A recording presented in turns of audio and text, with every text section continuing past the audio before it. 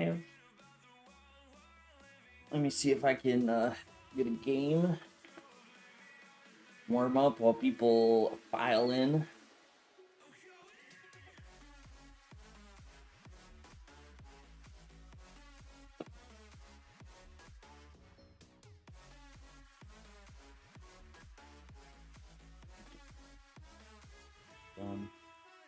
Okay, maybe not.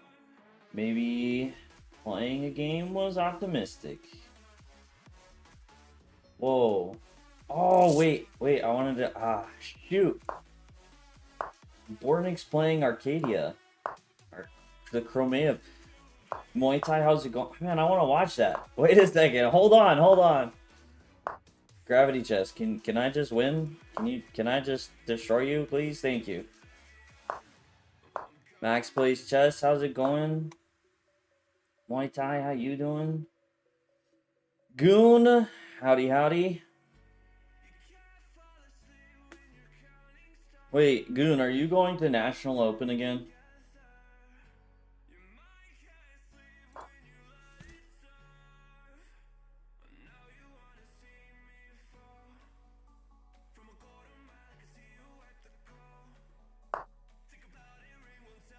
Oh, heck yeah. Let's go.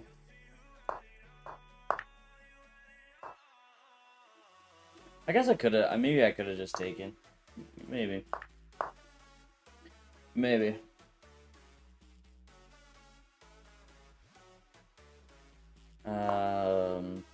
Create some annoying pressure.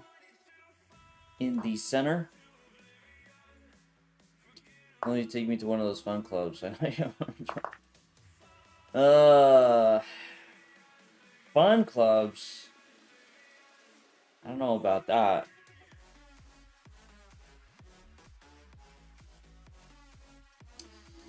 Take here, there.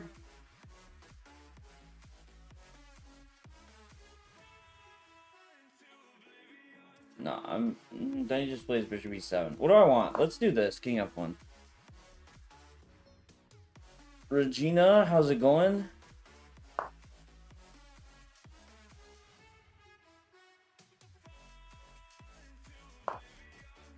Divinity, a wild shark. And is that am I a wild shark now?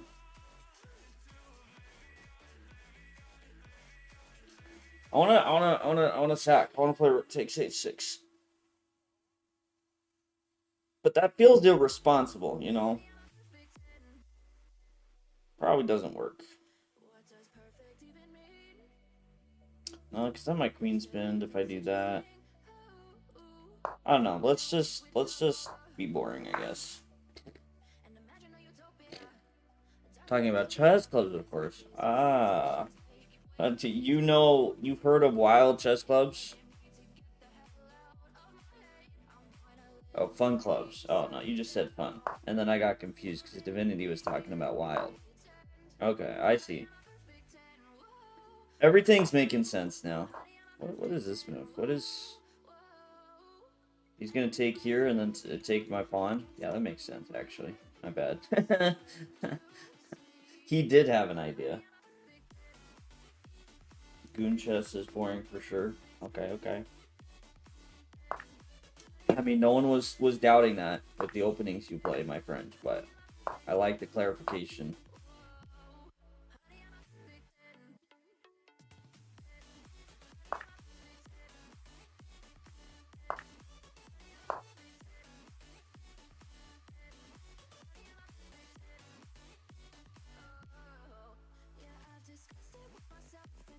Pawn takes was weird.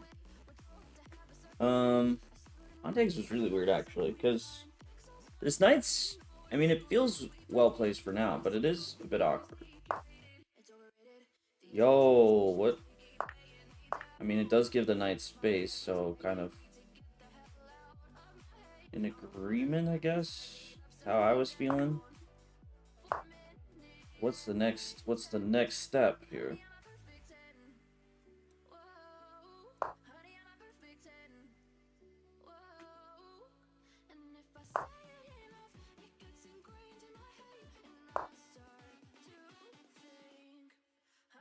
I'm just gonna try and win this night here. I mean, why not? DG Chess, thank you for the follow. Regina, it's going pretty well. Now, I mean, this morning was rough. I don't know what it is, if it's something I ate, but I was not feeling the best. So, you know, we're chilling now. See, and this was Rook F6. I forgot about Rook F6. Oh shoot.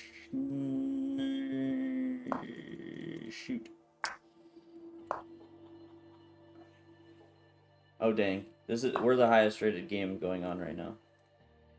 I was following the list because I really wanted to. I was gonna watch something while I was waiting for a game, and then I really wanted to watch Fortnite play the Chromeyev guy. Oh no, Naroditsky's playing. What the heck? Why is it showing me at the top? Don't worry. Hopefully your style will eradicate from my system soon. Don't worry.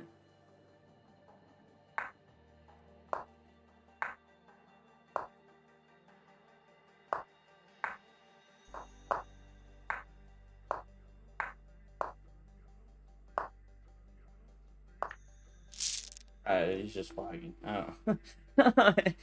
He's just flagging. Okay, wait. Let me see if I can.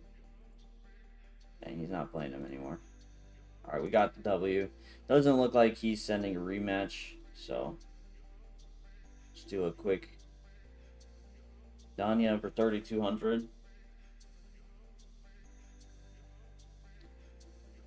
Blindfold chess with queen odds against you. That's wild. That's not how any of this works. Oh, like you want to play, would you be blindfold as well? Timmy Laika, how's it going? Oh, Muay Thai has to go right now. Okay. Jadrick, how you doing? You guys see the Naroditsky Woodward?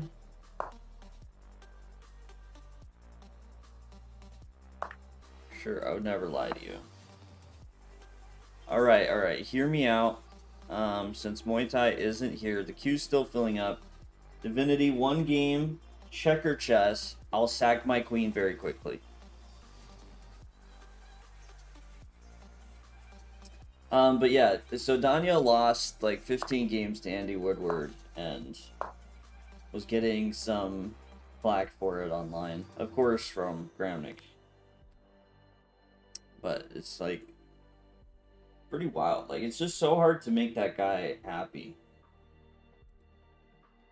You know what I mean? What do we want?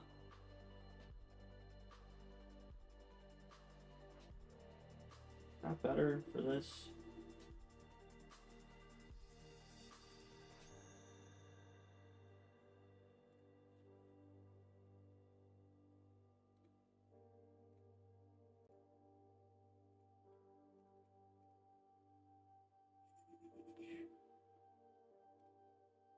Alright, send me your challenge. Let's do one checker chess. I'll sack my queen, and then we'll jump into the queue.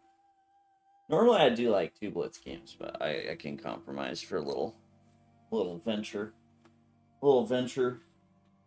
Especially since Divinity, you're probably gonna sleep soon.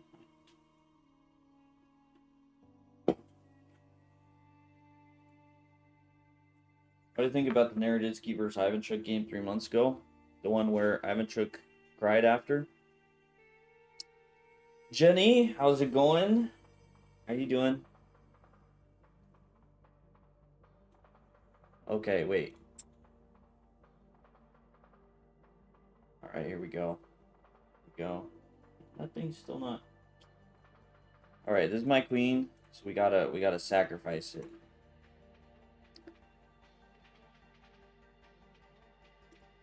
Wait, but this is checker chess, Jenny. Checker chess. Don't be deceived. Don't be tricked.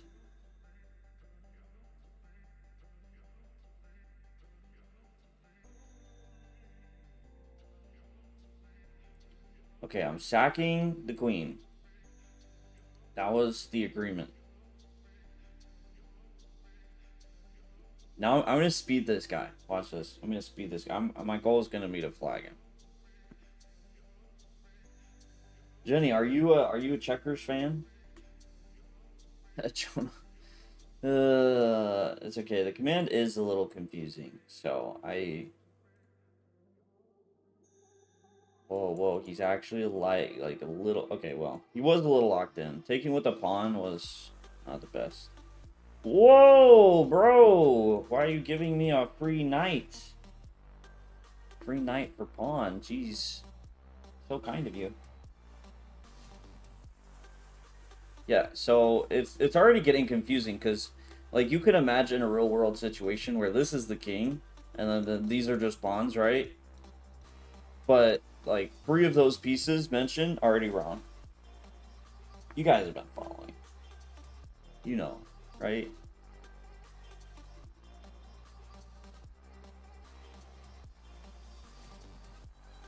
Wait, if Divinity's still listening, can I just sneak in?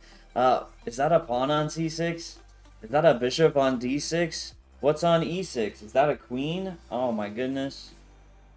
Alright, well, this is already going well for me. Let's, pre-move. Pre-move. Should I review a 90% accurate game against a 1300 or 50% accurate game that you beat at 1700? Which one is longer, like has more moves? Or at least like the result was a bit more mysterious for. Oh, Koala, by the way, sorry I didn't respond. I kind of zoned out the question because you were asking about a microwave, and I'm like, that's not chess. But even if I did know and I did respond, I wouldn't have an answer.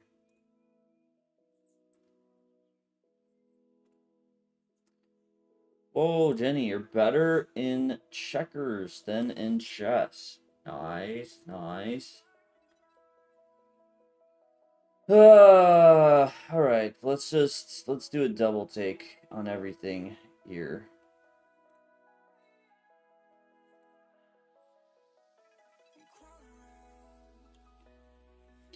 Jonah, you don't really have a good worth analyzing. You're playing a lot more solidly these days. I mean, I can always try. Chess fan, thank you. Got a Pikachu hat. Nice. When they see it, they think you're a big kid. You're 6'3". Dang, that's decently tall.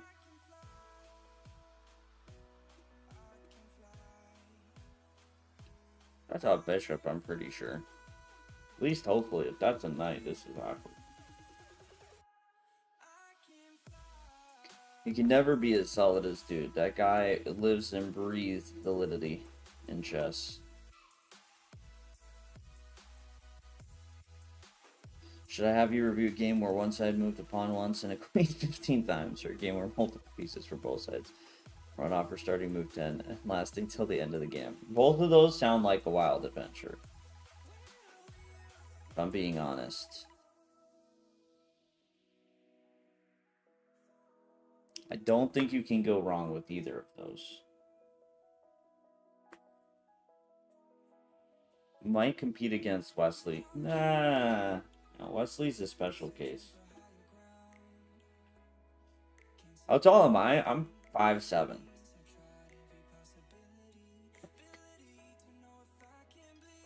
I come from a long line of tall people.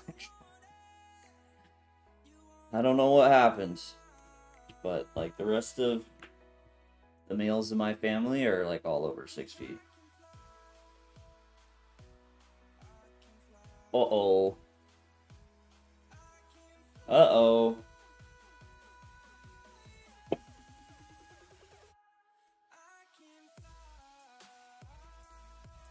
GG. Oh, that was rated too. Man, this guy got me to sack a queen in a rated checkers game. Freaking. Wait.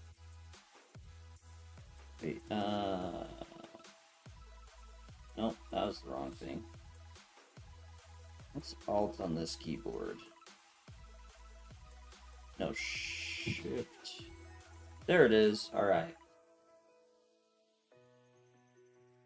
So I sacked the queen. He donated a knight. He got King E7. I was so confused by this move. Because clearly you understood it was the king, but I don't feel like I understand why, like, you're not putting the king back.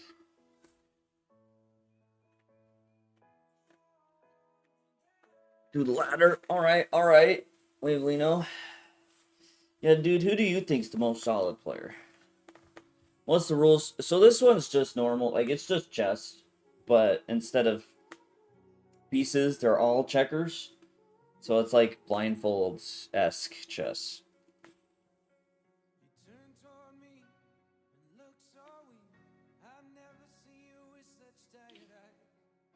Called Descending from Vikings.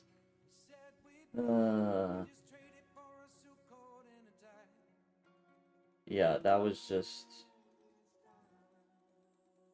And then, yeah, I get the 2 pieces for the rook. I did not fully pick up on Bishop B5 right away. That was kind of the one missed moment for me. You were trying to click on F8, not F7.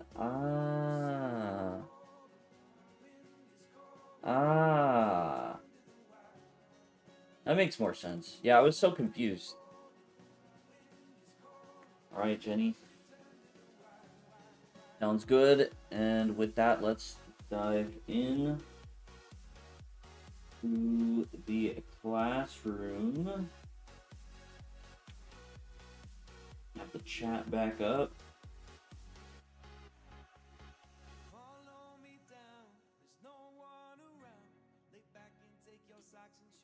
Oh, you were trying to move the king. I thought you were just trying to move the bishop to E7. That's what you're saying. But no, you're trying to move the king to E8.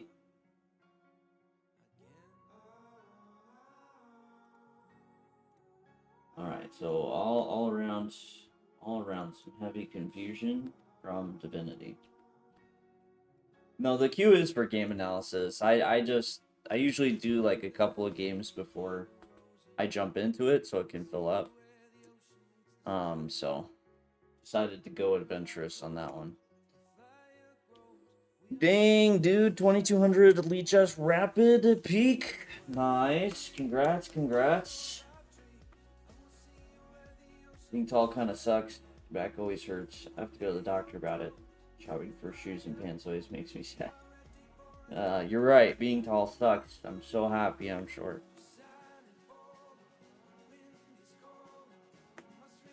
Want to go king 8 and then move the bishop. Okay.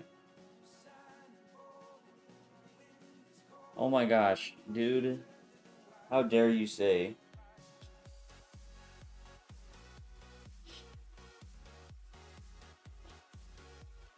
Okay, guys, I need a bit of a am I dirty minded check. Chess dot. Anyone else read it that way? Is that intentional? I mean, I guess it's supposed to be commerce, but you know, spelling just did not go well there. There's a downside to everything though, dude. Because we've had this discussion before, but Lichess could never host the amount of big events that chess.com does. So as nice and fun as it is for it to be free, like it's very difficult to really grow chess on that basis.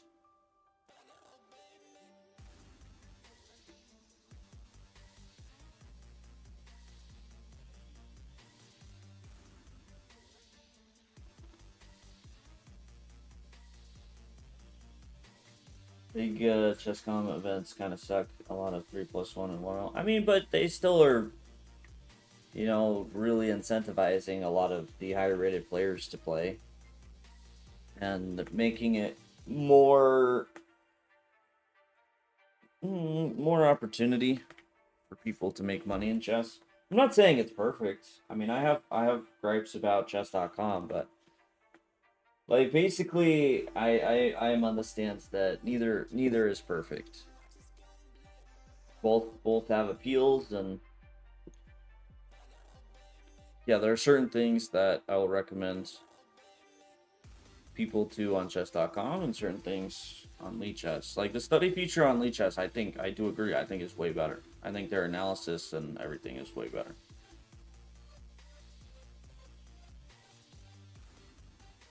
Yeah, Paulius. Muay Thai realized that they couldn't do it. A plus 30 is board game, 1.0 is video game. It's incomparable. But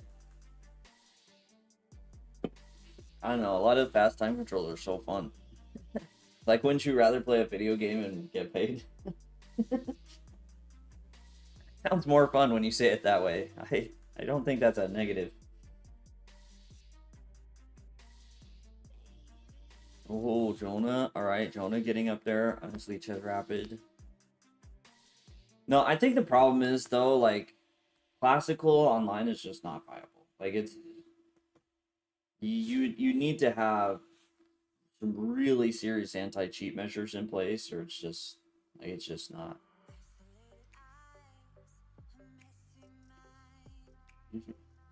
Alright, Paulius. Alright. Yeah, but also you wouldn't want to play 4cc Mario Kart instead of 150cc. Well, obviously, right? Like, you want to play the faster Mario Kart.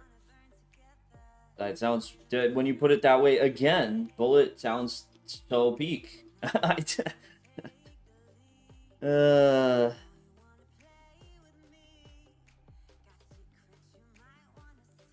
is the one with variant events. I mean, chess.com has variant events too, with money in it, like their community events. They just did the 3-check one.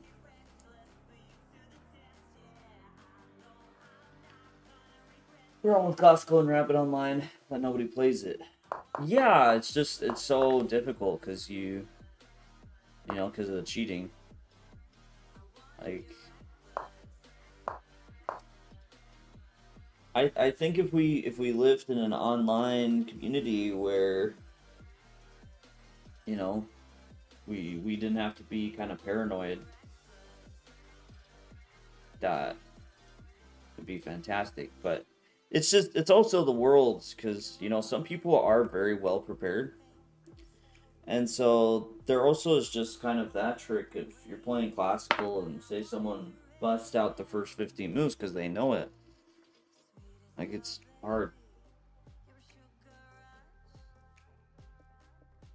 Community events are trash. I just got farmed by a Wonderling and other guys for arrows, then the event was over. Well, but then you're just upset that the strong players are playing in these events. Correspondence chess should have gone extinct a long time ago. Yeah, no, I think correspondence is fun.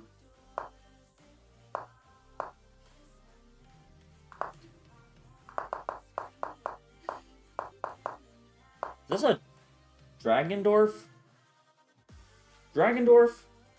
Am I crazy on this? Or is it... Yeah. Your opponent doesn't go for the queenside attack.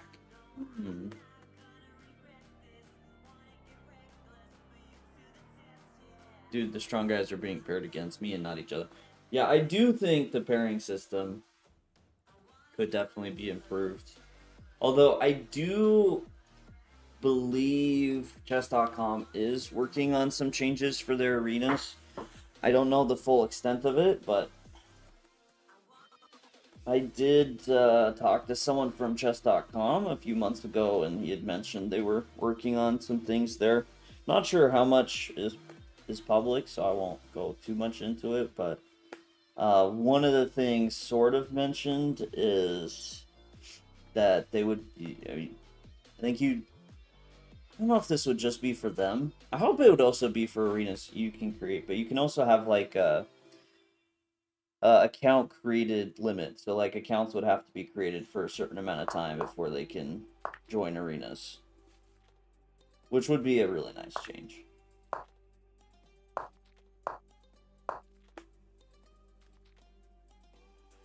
You don't want to play correspondence with people that play it like they're researching their thesis for a PhD.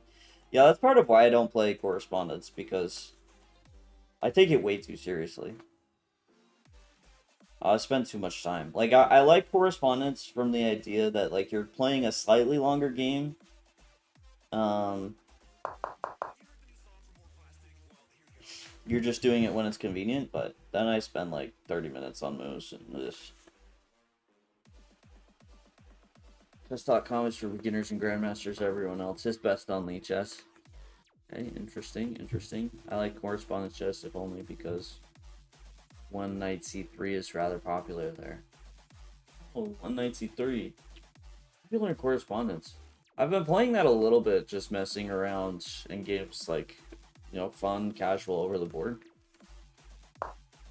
But now I know. If I want to actually learn some stuff, I need to check the correspondence games.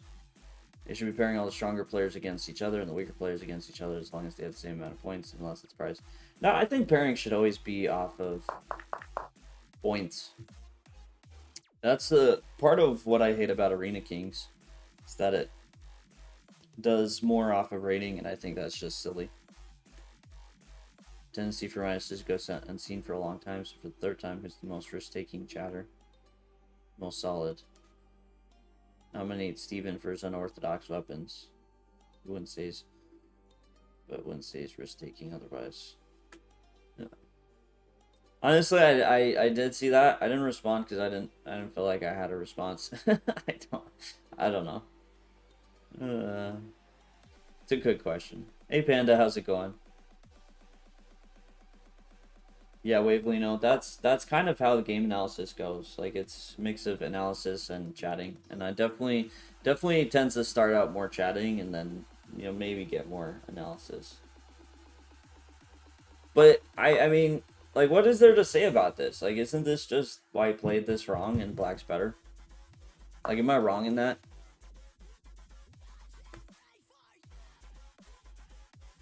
Maybe better is an overstatement, but I always love these positions when I get, because I've played very similarly from an accelerated dragon when they take on c6, and I just think it's very...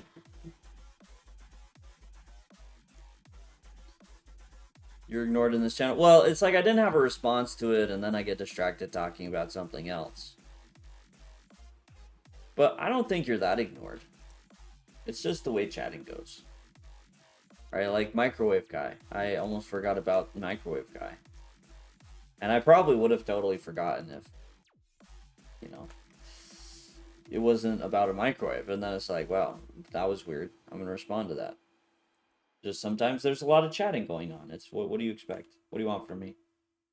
I can't be magical and just remember and respond to everything all the time. I try, okay? Some things get missed. I'm only human. Calm down.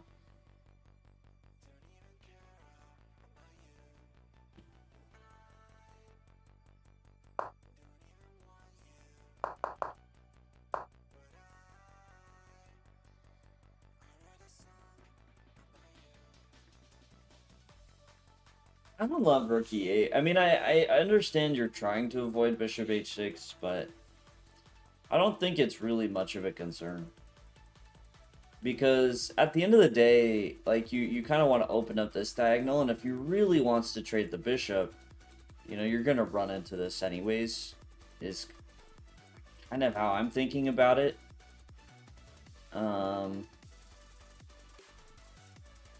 And here, if he goes bishop h6, you do have queen b6. Like, it's not really an idea now. Like, I'd rather prioritize playing knight d7.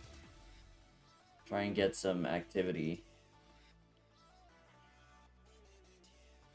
Or maybe you just go for the attack quickly. Rook b8 and a bishop b3. Can we go? Maybe it's a little flimsy to go c5. No, I think I do like moving knight.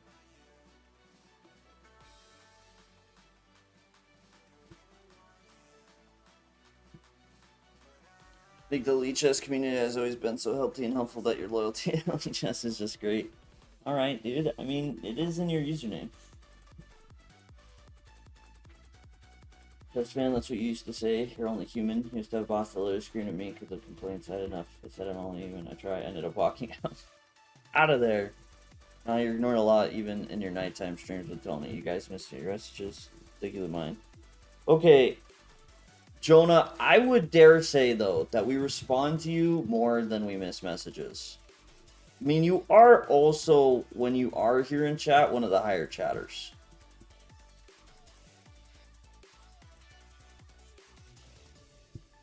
So, I mean, like this. I think I've responded to literally every message you've had during this stream. Except the most risk-taking one. Like, literally one message, and all of a sudden, you know, we're ignoring you. No representative named Danny went on a horrible rant on Twitter about human rights.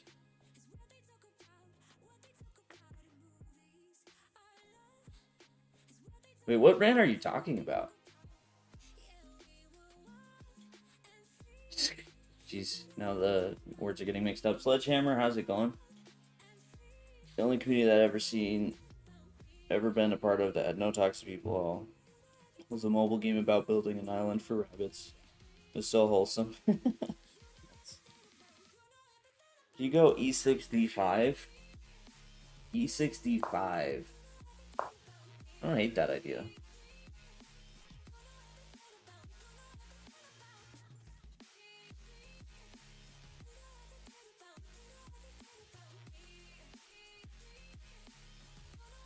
Can easily win middle games, but I'm good at it.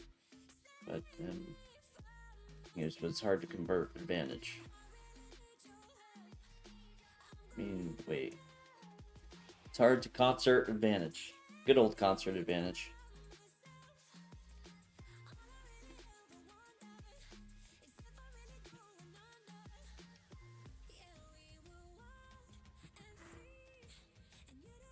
You were the highest chatter before 64 at 20,000 messages. Yeah, that's what I'm saying, Jonah.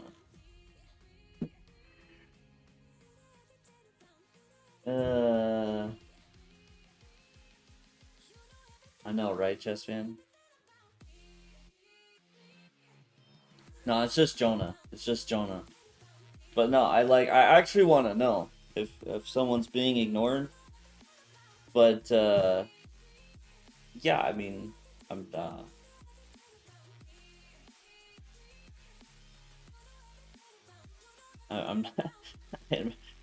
with how much I feel like I respond to Jonah, which I'm not upset about, but to feel like I responded to you a lot, Jonah, and then you say you get ignored all the time is kind of, you know.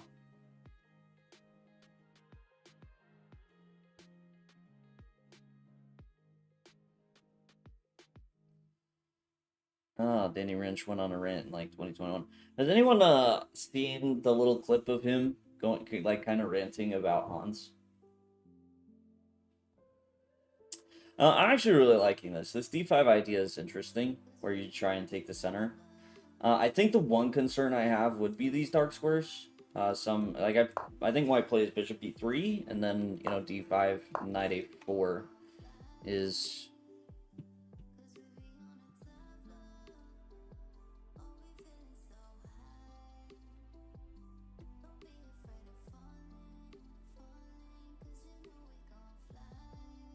I'm not sure about this.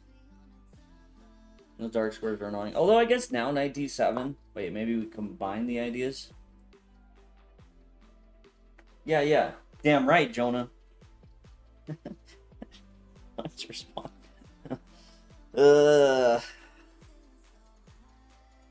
Okay, I mean, this is reasonable. It's reasonable. But rook e8, yeah, rook e8. I don't think you need to worry about bishop h6. Hey, Chuck. Thank you so much for the raid. Hope the bug house went well today.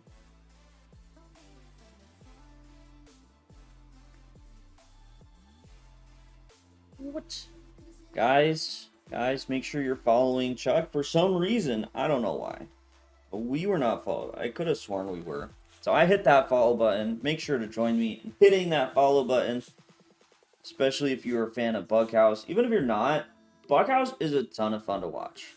I enjoy playing Bughouse, but just watching and maybe nice, but like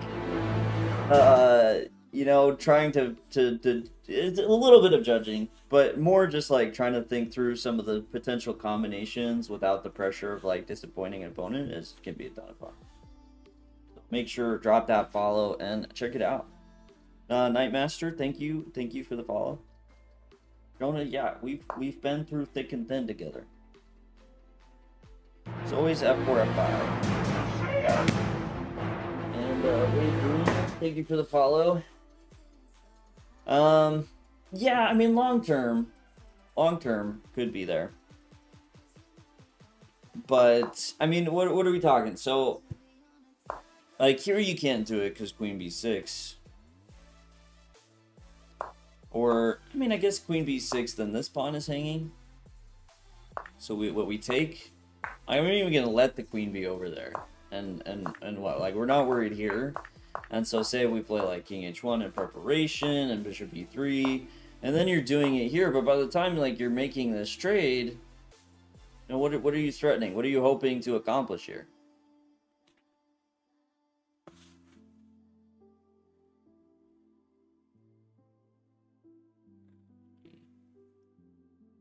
Racing Kings. Which one's Racing Kings again? Wigglyno? High chess. Yeah, there's not the same.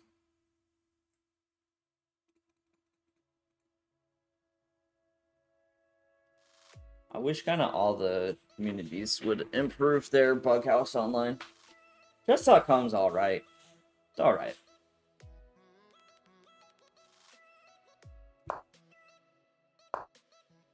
I mean, right now it is where I would play Bughouse, but I definitely feel like it could be better. Could be cleaner, for sure. Racing Kings. Is that... Racing Kings... It's like differently set up. It's not like a starting position. Okay, so you go Queen C7. Bishop E6. I'm torn on this. Bishop E6 is an idea a lot of times. Here, I think I've even played it myself. It's not my favorite. And a lot of it is just because the plan is difficult. Like, I think eventually it's like E5, E6, D5, but even then, you know, you gotta make sure D6 is guarded.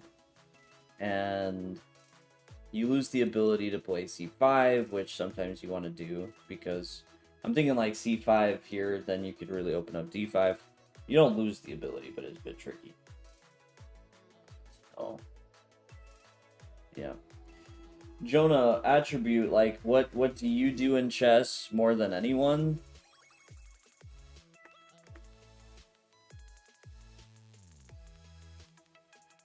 Yeah, no pawns, both sides start next to each other, and check is illegal.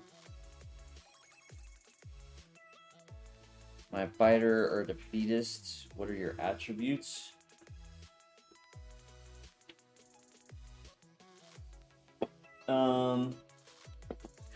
Jonah, to be honest, right now you're the tier list guy. Like you have latched on to who's the most this so hard. Like you are the tier list guy. You are the very thing that you ask. You are the tier list of the tier list guys.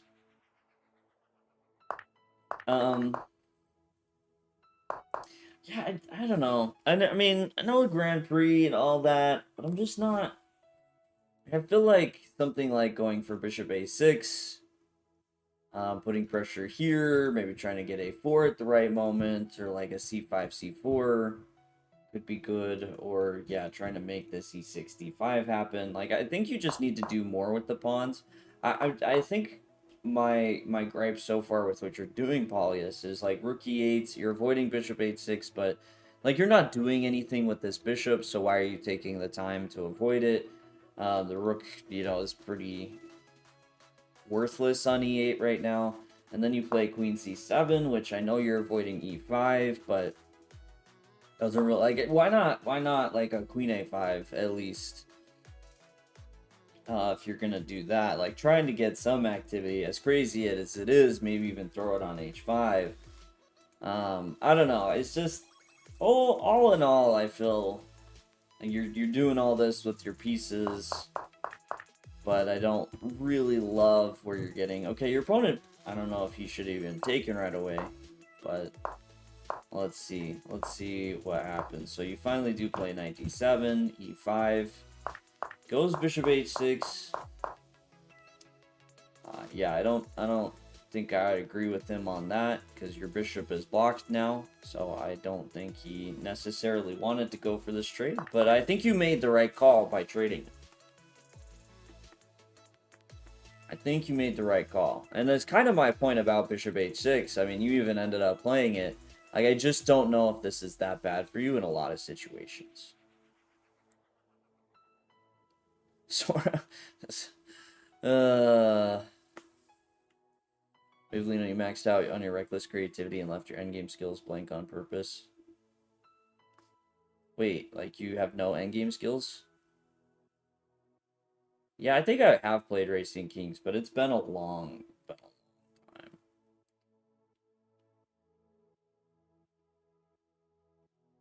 You still want to make one of those? You're on an 8-hour flight. Where would you sit? Memes with chess. I saw one of those with chess players, and I don't feel like there's a clear choice. Like, it's always the... Some people would be interesting, but how much would they actually talk, you know?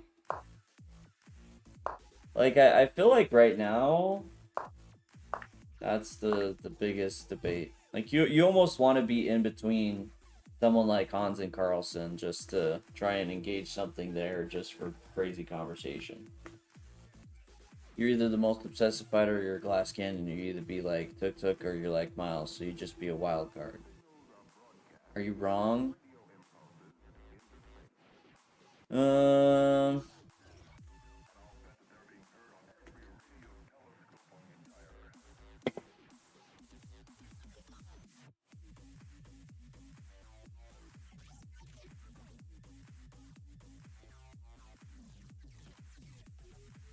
mean, I do think there's some truth in that, but I do think Jonah is definitely more solid.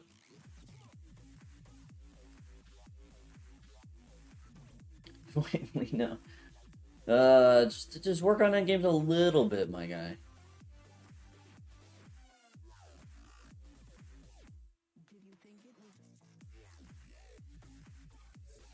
So I feel like I never, I don't feel like I understand you and Jonah's history, but I feel like you two have history.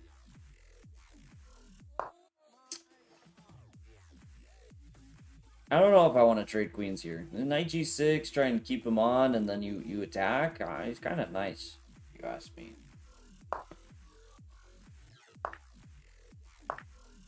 But, okay, queen g6.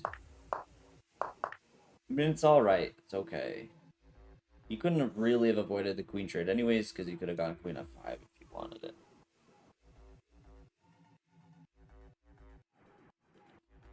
This position should be better.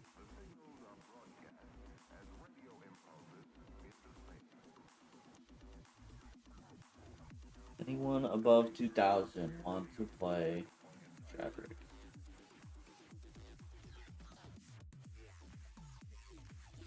Oh, Jenny, it's not a playing queue, it's a game analysis queue. Although the way it's going is it's a just chatting queue. But yeah, game review.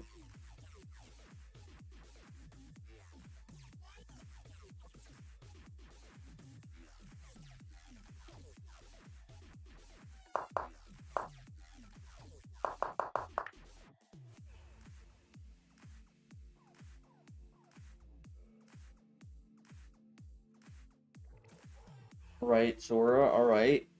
Okay, so there is some history. Um,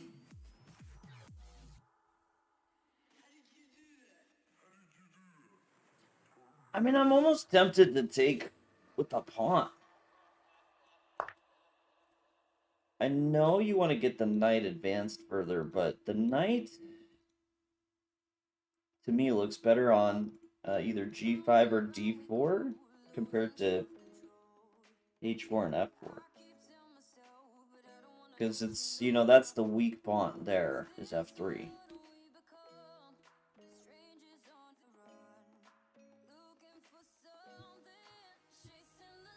Yeah, Jenny, I mean, if we play it, it might have to be, I guess, checkers. But, yeah, we're not checker sharks.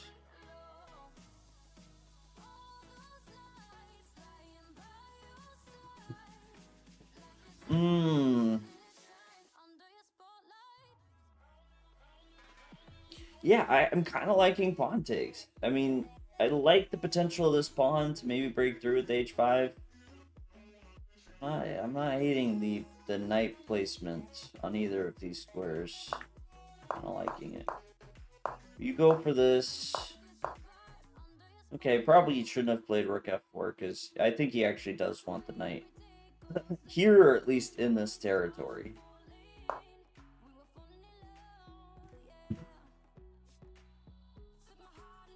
I don't love that at all. So isn't wrong though. I used to work minimum, max, just depending on free. I don't put in those hours anymore though. Right? Dang, Sora, so rude. Jeez. I can't tell if that's just straight up, because it sounds like straight up resentment, but I can't tell if it's like actual anger or it's like just some mad trash talk. But it just sounds rude.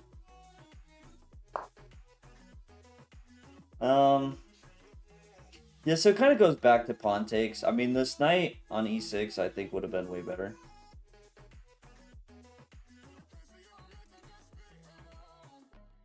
But I don't think you should trade it. I mean, in comparison right now, this knight is pretty garbage compared to yours, and it's okay, but you say your knight's not doing much. Yeah, but your knight should have greater potential. Like, I think you could even in some worlds, you start here, okay, maybe he solidifies, why not? And then you even try for something like this, maybe trying to get some tricks first with h5, and I don't know, maybe eventually you do reposition this knight back to e6.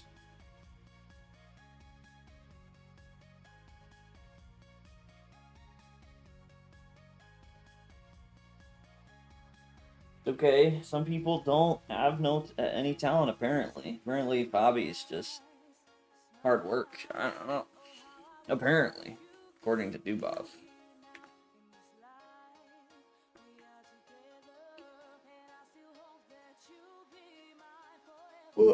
Ignore that.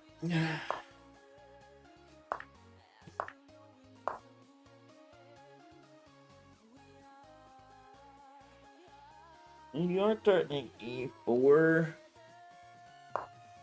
Yeah, I mean, I think the greater reason for wanting to avoid knight f4 is just that that move isn't going anywhere. And to me, it's not clear that you're breaking through here, so I kind of want to wait before going for any trade like that. Maybe try a few other things, a few tricks here and there, and then go for it. Because it's really not that it's the worst, it's just now you've committed.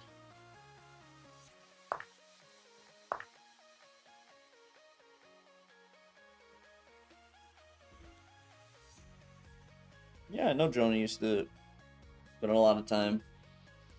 And even if he calls himself that sort, I mean, I hope you do understand how, from an outsider perspective, how that sounds. Because it does not sound kind.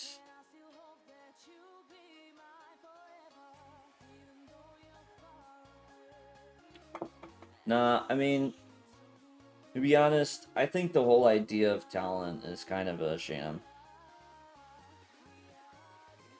I mean, if you look at Carlson, the thing that I think, we look at Carlson and say he's so talented, but at the same time, when you hear about his younger life, like, you realize how much time he invested into chess from a fairly young age. It's kind of like, okay, you want to say he's talented, but at the same time, like, so much of how he got so good at a young age was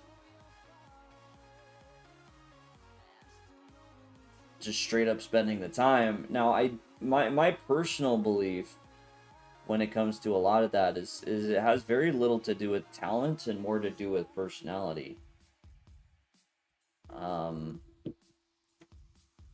Because I think, when it comes to our personality and how we approach things and how we approach chess and how we, approach analysis and improving, a lot of that, because chess is such a game in our head, is affected by personality.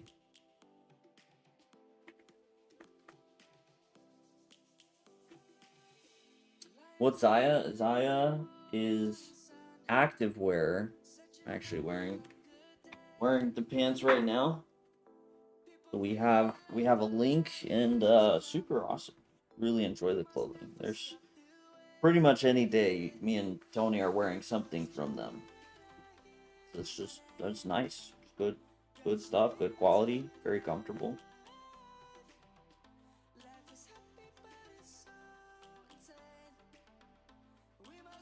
Thanks. It has the link there, right there, ready to go. Some people just have that intuition. Some people pick up on things a lot quicker, and some people can only do that through sheer hours. I'm not disagreeing on your point about Magnus. It's just that there's no way. There isn't talent. I'm not saying that I don't think talent exists. I just think... I mean, because how do you define talent? Right? Like, I think that's what bugs me, is we look at talent as just like this magical thing that some people just have it, some people don't. Where I disagree on that. I think I can agree there is talent, but I do think it is more quantifiable than a lot of people. And from what I've seen, and why I bring up personality, is a lot of people's hurdle that you may think aren't as talented really comes down to personality. And I think it also is quite clear that kids are more likely to improve at chess than adults. I think a lot of that is not to do... I mean, yes, your brain's still changing, maybe it's easier to learn when you're a kid, but I think a lot of that's just personality. Like, kids are more humble, they're more willing to listen, they're more willing to adapt to, after what you say. Like, they're just very different in personality compared to an adult. And I think more of the personality differences is why kids are more likely to improve.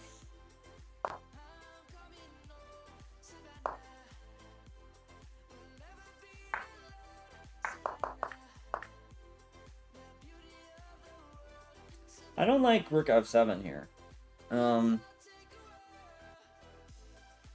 I feel like you should activate the king at least a little bit. Like, king f7, because you're still going to get your rook to this file, but now your king's better. And against f4, look to play king f6, where, take and take.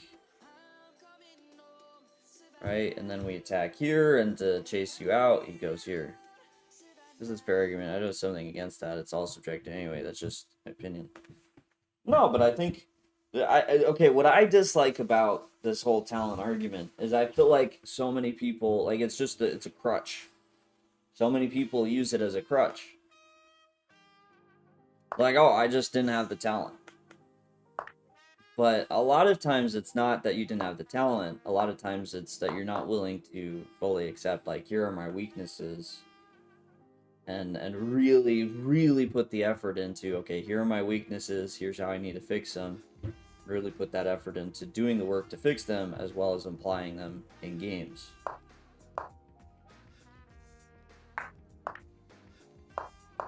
Okay, yeah, man, I really wish your king had gotten active.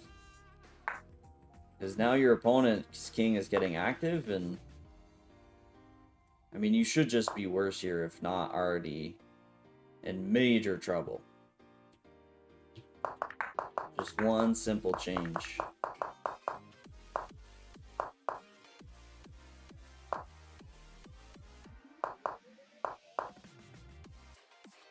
But maybe even taking on f5 was a mistake. Like, maybe you should drop back here first, because that pawn and just gaining some of that space, I think was bad to allow.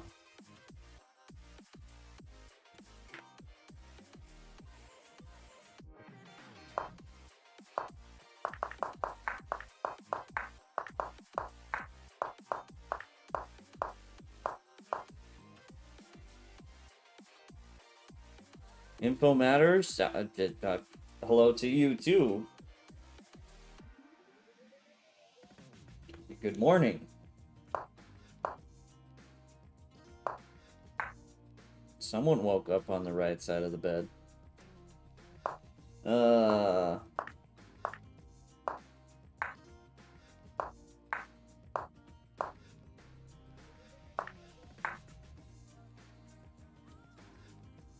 Yeah, I mean, it's hard, Jonah. Obviously, I'm not in your shoes, and you did spend a lot of time, so I don't know if I can exactly say, well, why you know, because the work you did overall probably should have led to a higher rating. So why didn't it? I can't 100% say. But I'm more likely to believe it has less to do with the studying and more to do with kind of your mindset and mentality surrounding it than anything, than talent, than the fact, you know, maybe you didn't work enough, which I think you did. I think it's a lot of it's going to come down to mentality and mindset. Yeah, your opponent, I mean, he just slipped up, Rook h6. So let's go back for a moment. Where did this go wrong? Because here, I actually feel like this has gone wrong. Like, you were in trouble. If he just plays, like, king g4, I'm not liking your odds, your chances. Like, he goes there, and then he goes after this pawn. And then at some point, you know, is trying to basically say, hey, if you take here, I'm going to take here. And you're in trouble. I think you're losing here. Or at least... No, I think you're losing.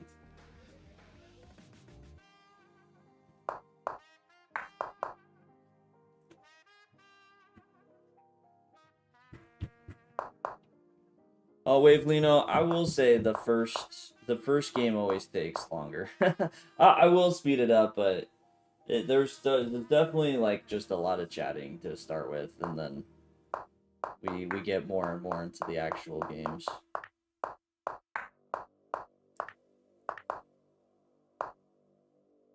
Maybe it's here, actually. I mean, at least as far as confusing the issue, I think you should have put your rook behind the pawn. I think this complicates it a lot, where white might still be winning here, but it's interesting.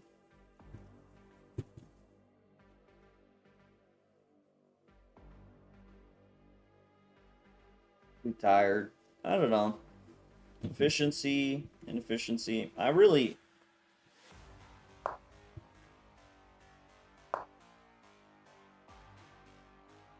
Yeah, I am more likely to believe mindset.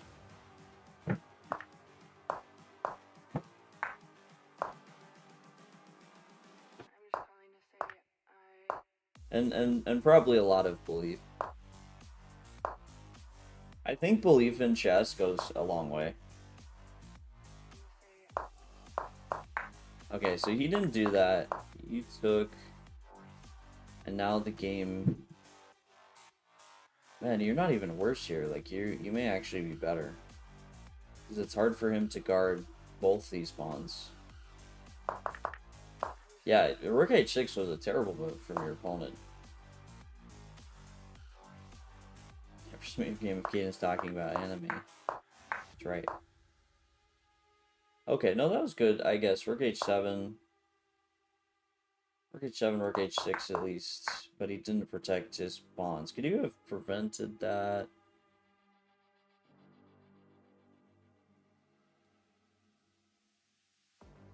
No, I guess not. Okay, so those were a couple of good moves, but he didn't protect his pawn for some reason.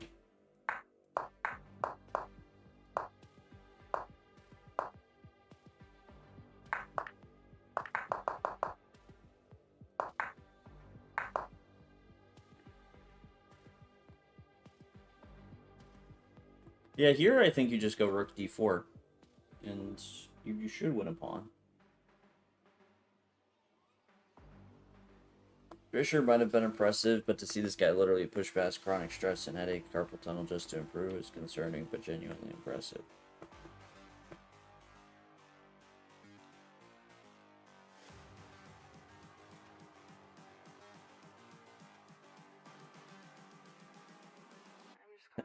I think Sora felt bad after the comment that came off as rude.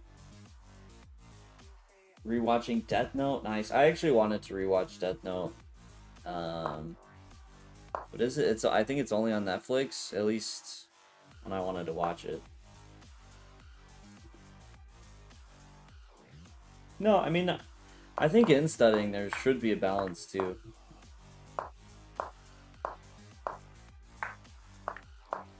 Like you can't just.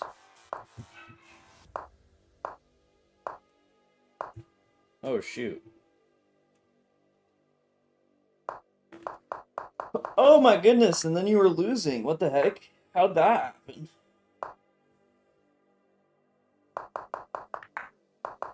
So you should have gone rook d4. Because then, you know, if king b5, you go check and take here. That moment was missed.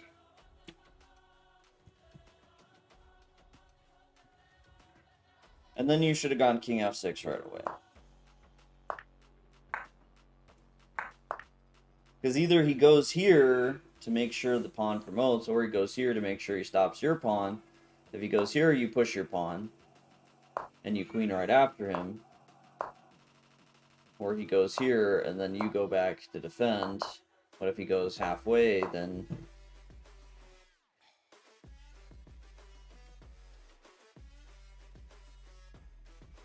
Actually, you're kind of screwed here with king b5. No, because then he goes king c6. Wait. Divinity, have a good night.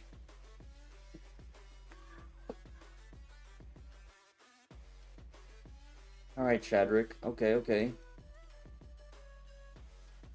Ghost Runner. I mean, you can send whatever game you want. Okay. You watch it on Netflix and not any other site. Info matters. What sussy site are you watching it on?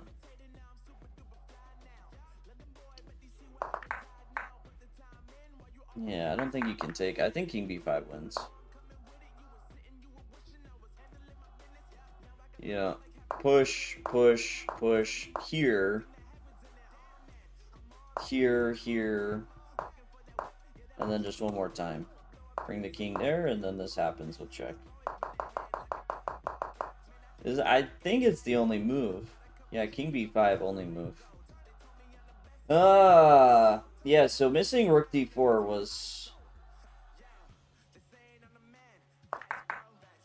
was bad. It was actually really bad. I think just rook f3 in general was the wrong direction. Because even if you leave the rook here, like you just want to defend the pawn. Like you could even go rook e3 and defend the pawn that way.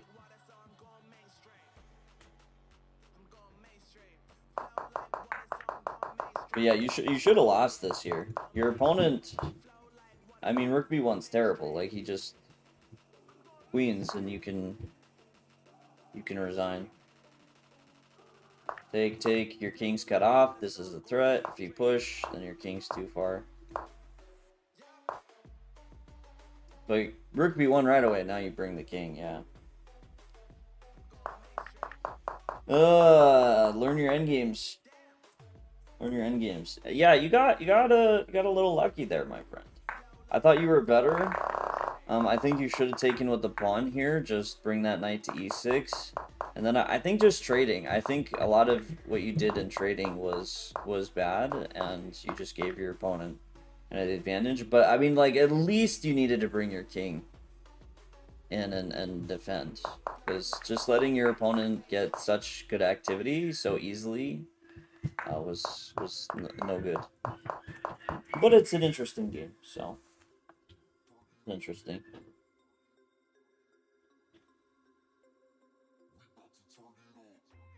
Yeah. No, I do think that Jonah lacks a certain belief. But I think that's one of the things that for studying also goes a long way. Like, you have the belief, and part of it's not just belief in yourself. Part of it is, I mean, it is. It's belief in yourself, but it's also a belief in the studying that you can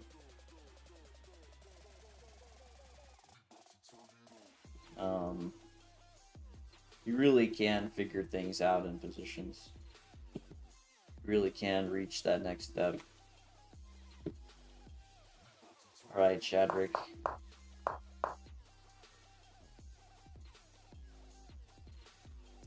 Oh, this is an opening. Is this a legitimate way to, like, go for a King's Indian attack? D3, Knight D2? What would the downside be? Can they run D5, D4? Welcome back, Divinity. I just want to see this. Okay, not a big deal. Huh. Okay, so King's Indian attack. I don't know if I've really seen it played this way, but I mean, it's a thing. Taking an F3. So you're treating this like a 2 knights. Treating it like a 2 knights. Yeah, not a great idea. I mean, not necessarily that taking on F3 is the worst. Still has some sense to it. But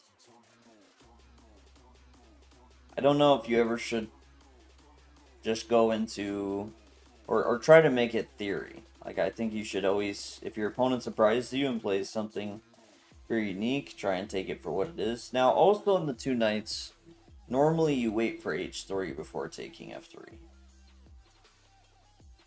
So I think taking it right away you want to avoid, but okay, you take an E5. Yeah. No, E6 should be better. You gave up the light squared bishop, so you want some coverage on the light squares and kind of focus on the dark squares.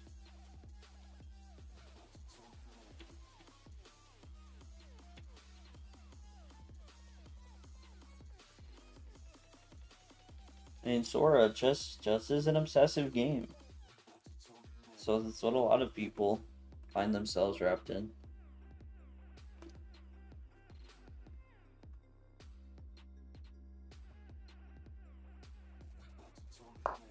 Okay, so E6 I think would have been better. Have a little bit of light square coverage. I mean, this is good. Your opponent should have played probably A4 here. To contend, as well as just keep this bishop on this diagonal. But all around this works for you. Bishop on D6. You do have to be careful of Queen G6, huh? I mean, I'd much rather the bishop on C5, but yeah, you have to watch out for this. So maybe Knight D7 first would be worth it. Knight D7, and then you want to play Bishop C5. And this knight can find a place going up there.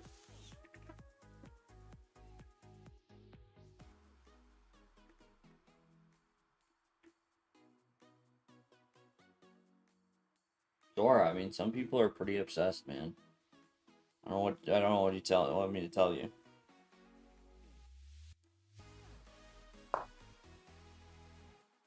CJ, how's it going? I wasn't that obsessed. Like, I was obsessed with chess, but not to that level. But I think a lot of like super GMs are pretty intense. Oh, CJ, how'd the tournament go? Whoa.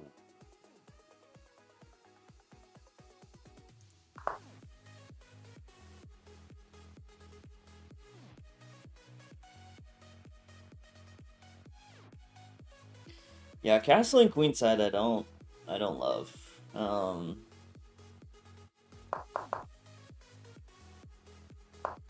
mean, I know you are worried about like knight f5, but like it's just hard to imagine your opponent won't eventually break through on the queen side here. 1 win, 1 draw, 2 losses, slightly higher rating average, shows around the same. Okay, play the person you roomed with, true. Your friend, but you played a good, real game. Nice, nice. Yeah, so some of it's just a concern with breaking through, but the other thing is the knight on going to f5 and bishop and pawn and all that.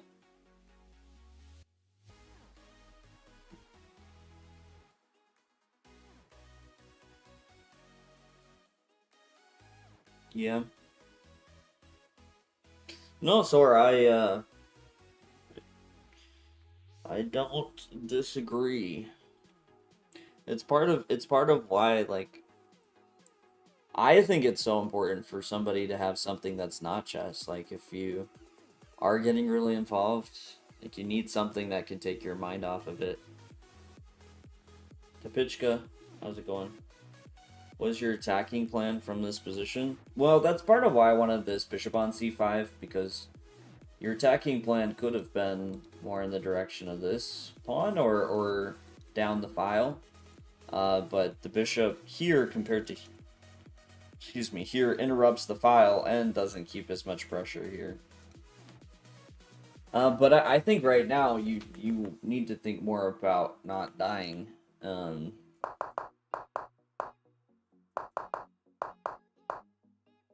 Because, yeah, I'd kind of want you to be castled already here and maybe play g6 in defense against this. I know the dark squares, but, you know, maybe it's fine. Here's a little bit tricky. Maybe you still can play g6, actually, and you just forego castling for now. Like, you leave the king in the center with the idea of castling on the queen side, but all in order to get an attack. How crazy is it? How crazy is it?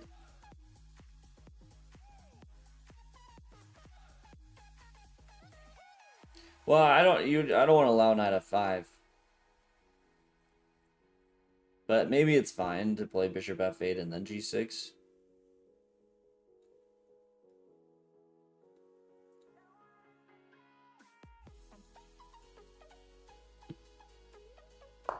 I'm thinking about h5 here. And as ugly as this looks momentarily, we're going to play g6 and maybe even put this bishop on g7. So we're solid, or knight g4, bishop c5. Jonah, yes, we're getting your entire life story from Sora.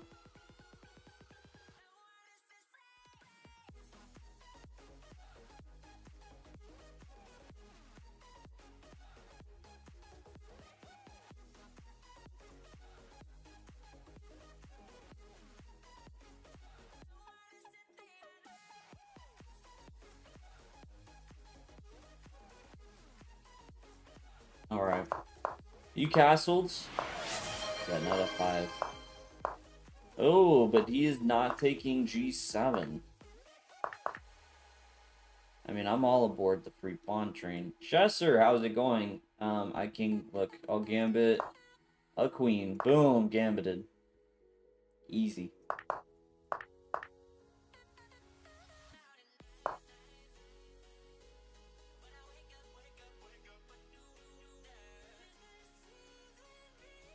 No, maybe not take the pawn. I think b4 could be annoying. Actually.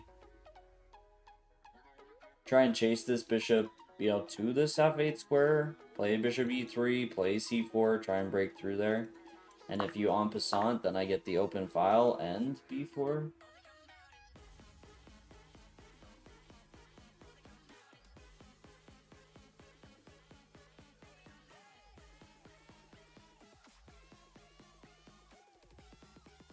Dang, Sora, you've known Jonah for a long time then, hey. What a deal, I know, right, Chester? I got you.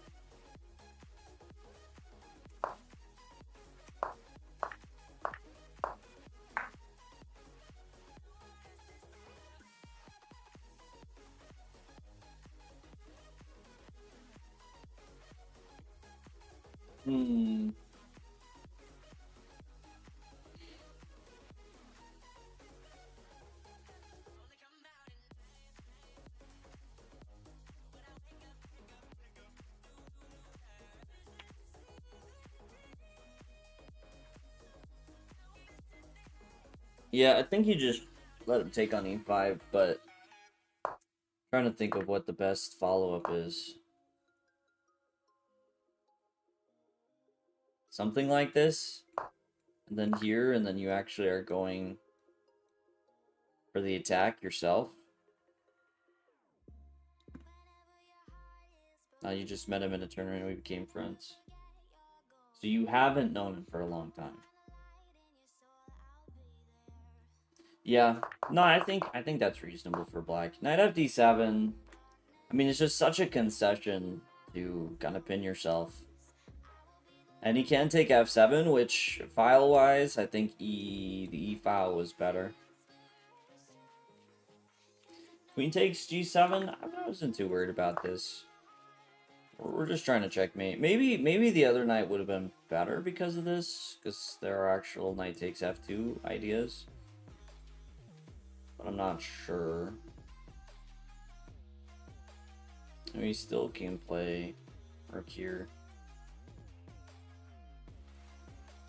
Although maybe we simply play king a6. We wait for this to happen. We open up rook f8 as an idea, and then we have these moves ready.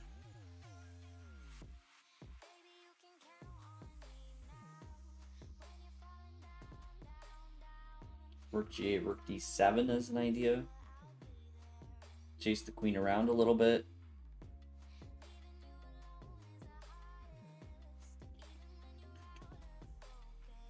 Biden, how's it going?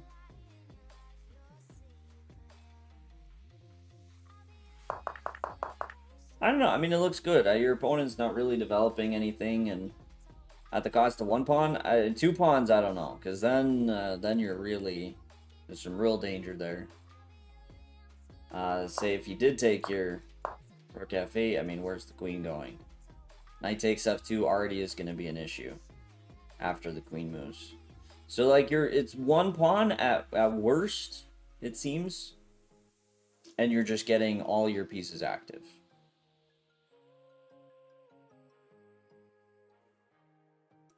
No, Kasparov's work ethic was pretty crazy. The only player you've seen envelop is intensity. All right, you were inspired. Jonah, Sora's just inspired by you. Yeah, he takes there and it's not the same. A big difference was the taking on e4. His taking on e4, well, and not blocking here, right? Like you see this is blocked compared to this, right? Here, here, here, here, here, here. Both you're losing a pawn, but here your pieces are a lot more open.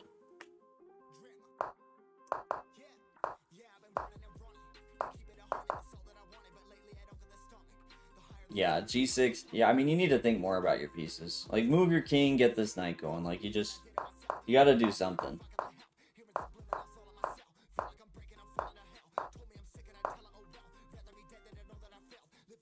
Okay.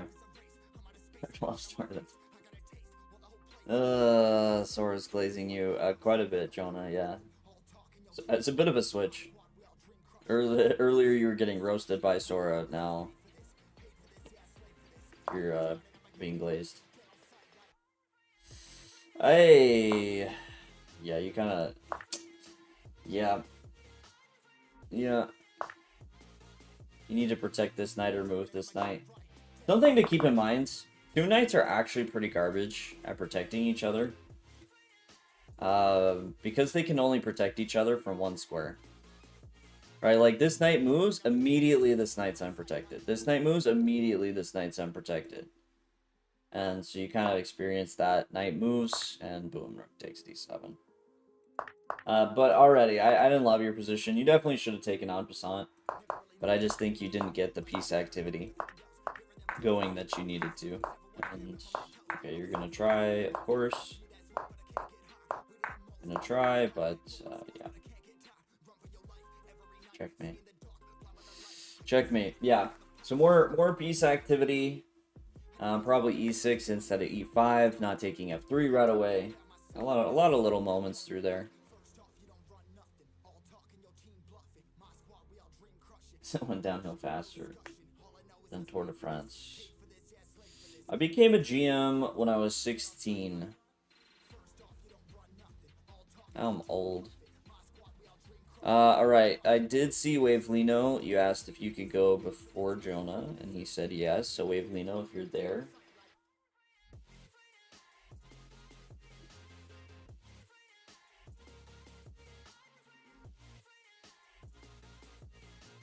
If you have a PGN, either whisper it on Twitch or message me on chess.com.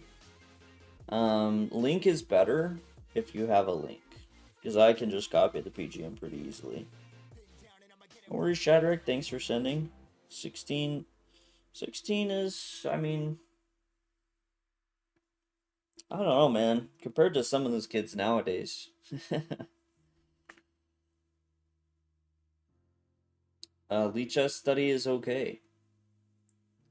I will not ostracize you for a lead chess study. As long as it is open for me to copy the PGN. And you didn't restrict that.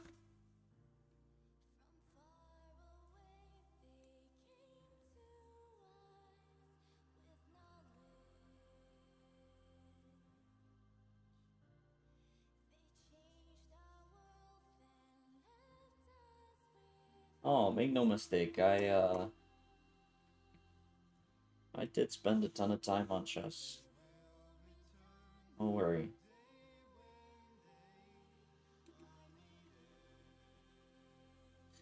And were you white or black?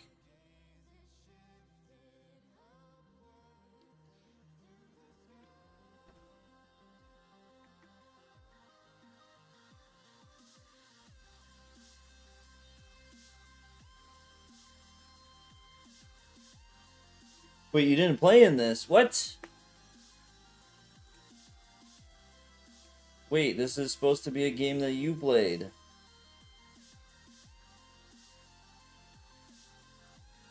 That's the whole viewer game analysis. You do the games of the viewers.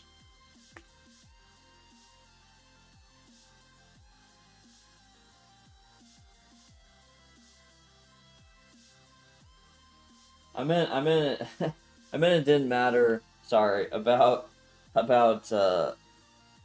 what game of yours it was.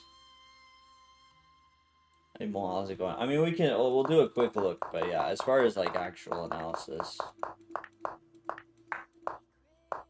Oh, this feels like some theory nonsense. Pretty wild game though.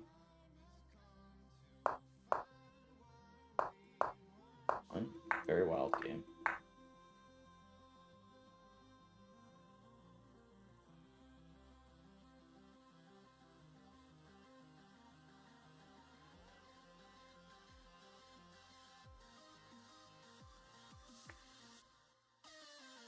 Oh, shoot. It was a wild one. Was it legit? Hold on. Wavelino, did you have... Oh, just skip you? Okay, okay. That means Jonah would be next. I'm just curious if this is...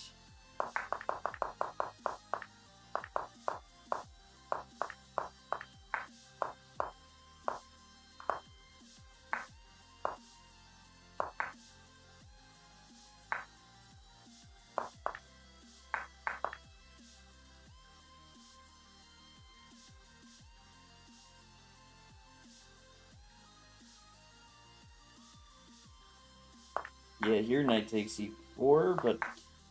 Okay, knight g3 makes it interesting.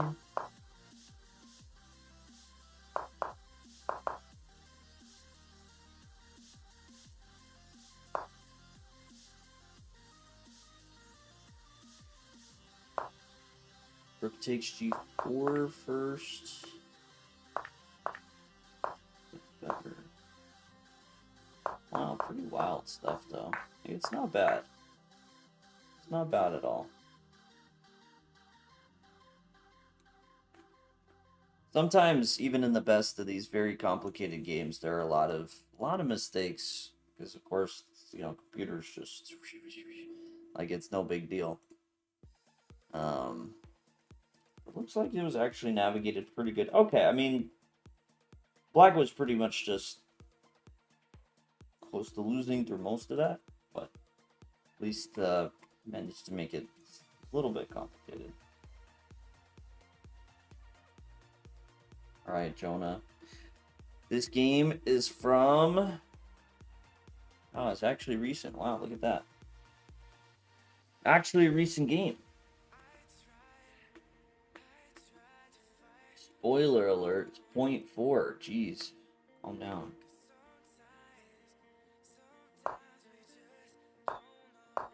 Biden, you have to join the queue. And I just go through the queue.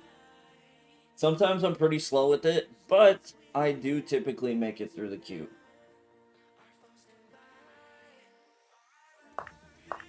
I mean, with the exception of, like, sometimes I'll be finishing and a few people join towards the end, so sometimes, like, but that's... If you join now, I should. Yeah, so, I mean, when you get picked on the queue, it pops up and it says, hey, congrats, you've been picked. And then you can send the link in the chat.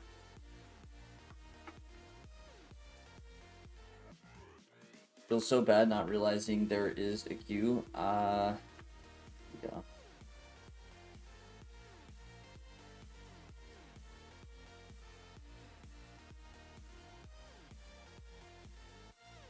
Always realize there's a queue. If you do have a PGN, you cannot send that in chat. It's chaotic and it has a limit. So chess.com messages is the best place, or Twitch whispers is possible.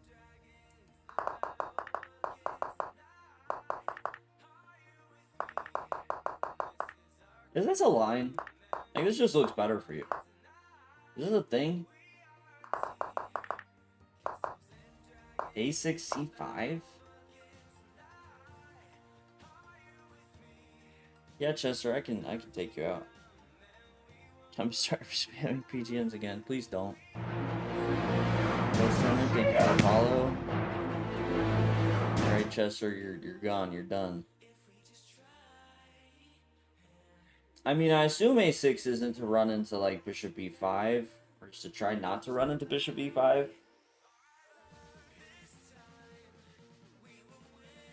But yeah, it's strange. I mean, this is like a reverse, let's say, Queen's Gambit accepted type line.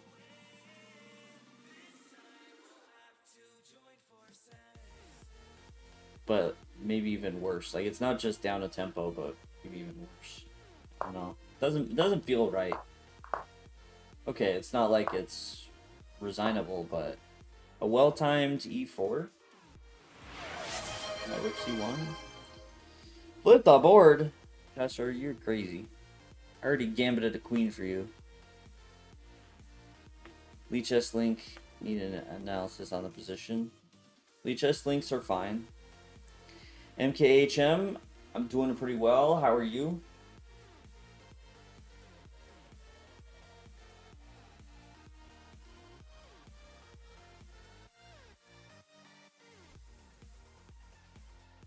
Yeah, that's a lot of hours while working.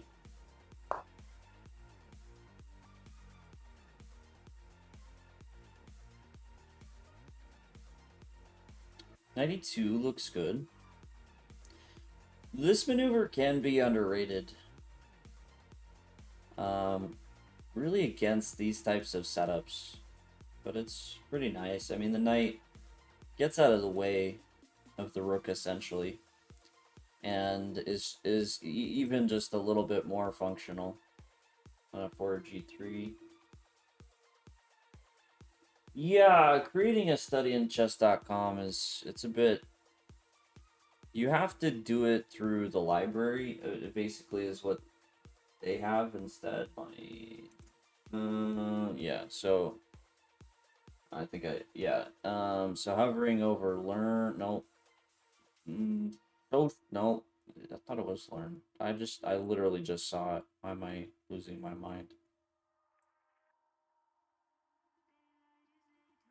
It's not lesson library. What am I? Guys, why did I lose? Oh, it's in more. That's why. The library here is basically their equivalent, but yeah, it's just not as good. It's just not as good.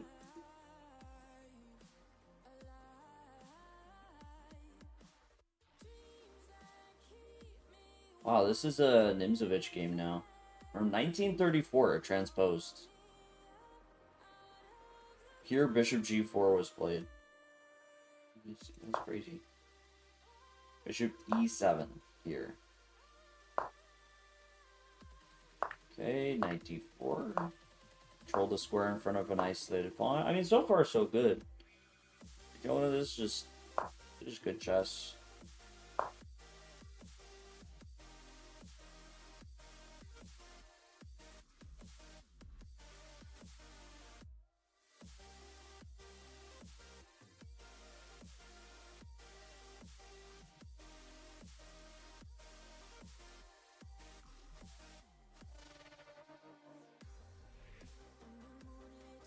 But why?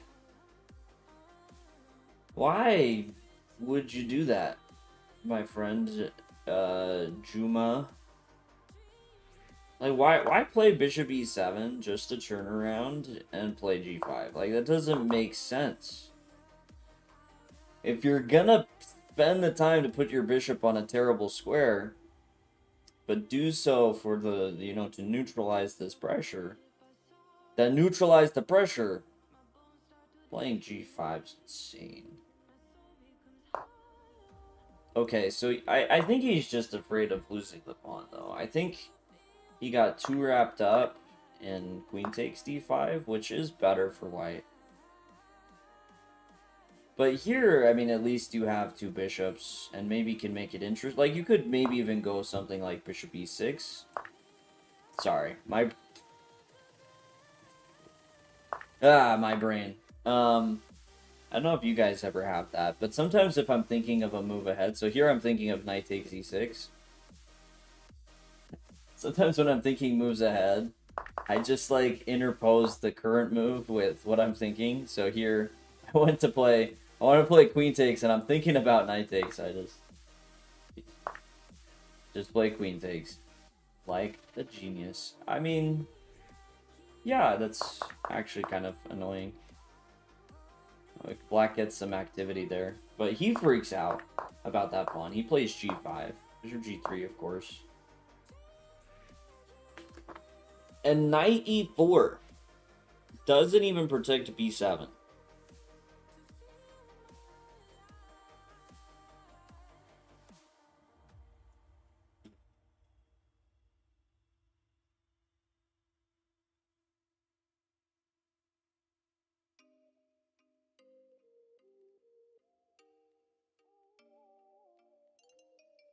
I'm just taking a moment to try and find some sense of reason in what black is doing here, because this is...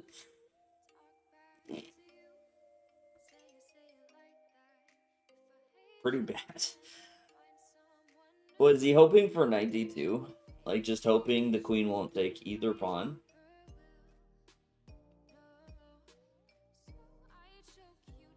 And then bishop c7 also exists as a concern.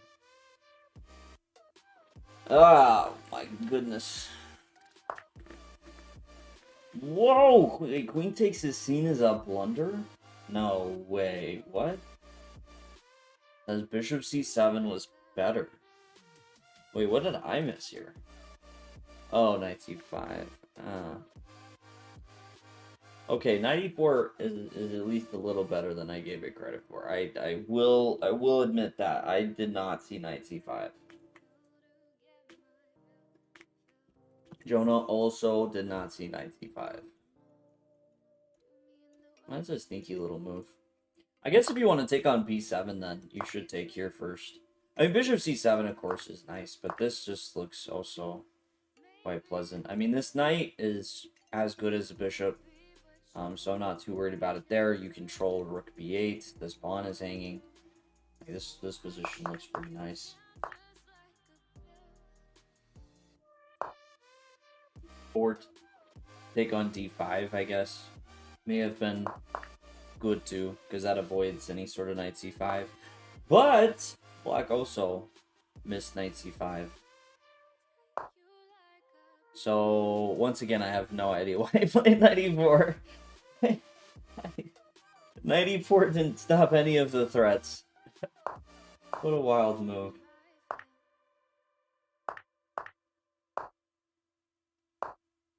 Okay, take d5.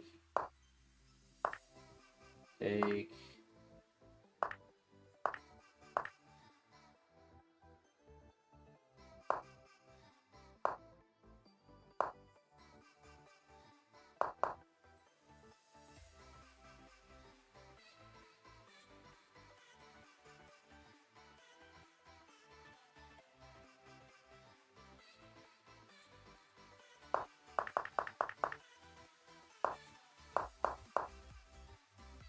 Now that I think about it, I don't really like knight c6. I think your bishop is, or sorry, your knight is so good.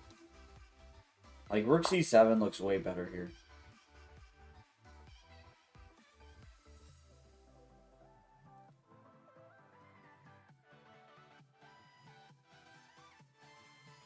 It's not about achievement, it's not having regrets. I regret everything, that's so sad. Or perspective you wish to choose, there's the power. Not worth arguing with him about it. He has a perpetual inferiority complex and perfectionism. How dare you? I'm stating the facts. I know. I rename this stream Jonah's life story. Because honestly, I feel like I've learned more about Jonah today than game analysis I've done. There has been some game analysis, but getting the inside scoop.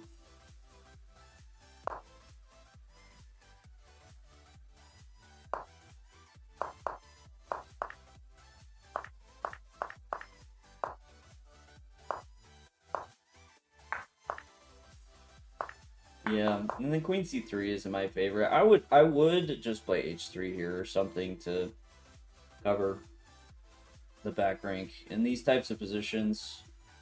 Maybe even g3. I'm a little hesitant to give up these squares, but there are some, like h3, maybe some tricks here.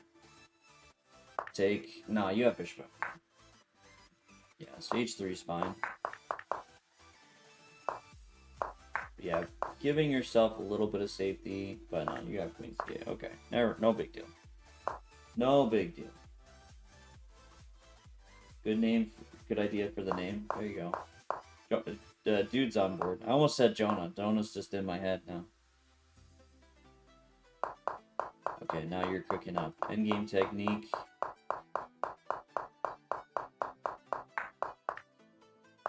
Whoa, hold on. Pause. Wait a minute. Knight takes f4 happened.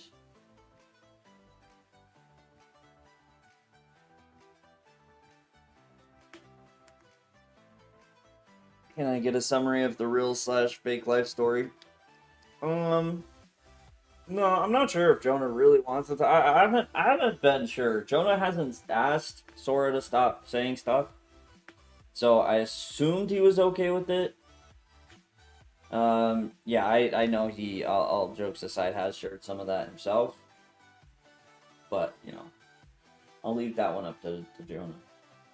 Wait, beginner players, you were sad to see Hans lose? I'm curious why. I mean, hello, by the way. BP, also hello.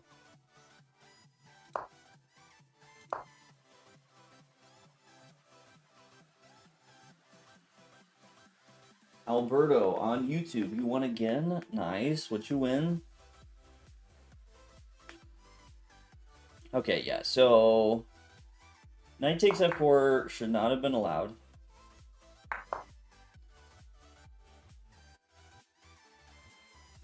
But that one, I don't know if there's really a principle here. Although I don't like king d5. I'm a bit confused on this move, just in general, because I feel like you should just be pushing these pawns. At this point, like the king on d4 is well placed outside of, you know, you want to do something about this. Although it kind of does. Like if your king's not on d5, then take, you can always take here.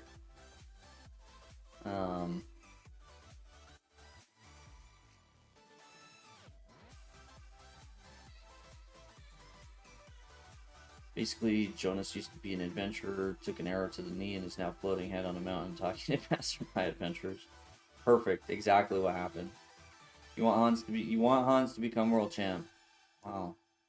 Inner Players is a fan. Will they actually ask him a question on lie detector? I mean, at this point, Hans, like, even if Dubov doesn't press it, like, Hans should. Because it will look really bad for Hans if it never happens. If you're a private person, I think my situation with Tony would have been a lot less concerning.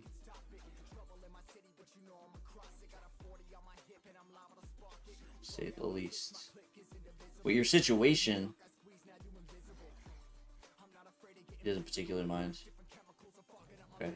Been a Dubov fan for a while. He had some insanity. I mean, I like Dubov's playstyle. He seems like a interesting, maybe not so friendly person, but could be wrong. World title belts would be super cool in chess. And we have the whole intros to the games. Would be great. I mean, you could take on h4 right away, too. But I'm more thinking, like, king d5 is the wrong direction, and just you just push these pawns on themselves. Like, I'm less to consider this side, and more to keep accidentally doing that.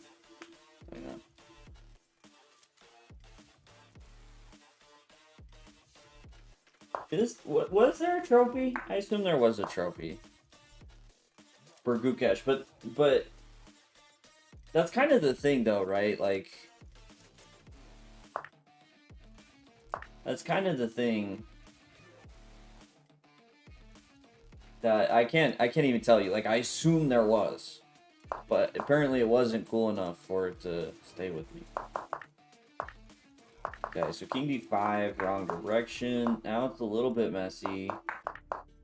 Okay, but bishop e6 again, like king d5, bishop e6. Yeah, get these pawns rolling faster. Because I think you made the right decision here with b6. But then you play bishop d5, and like clearly a move was wasted. g3 is a mistake. Okay, no, white's winning here. Mate in 5 now. Oh, king d6. King d6. Would have forced mate sooner. It's wild. But that works. Hound Doom, how's it going? Been a minute. Remember what happened after you got adopted by Tony? I mean, you know, things happen.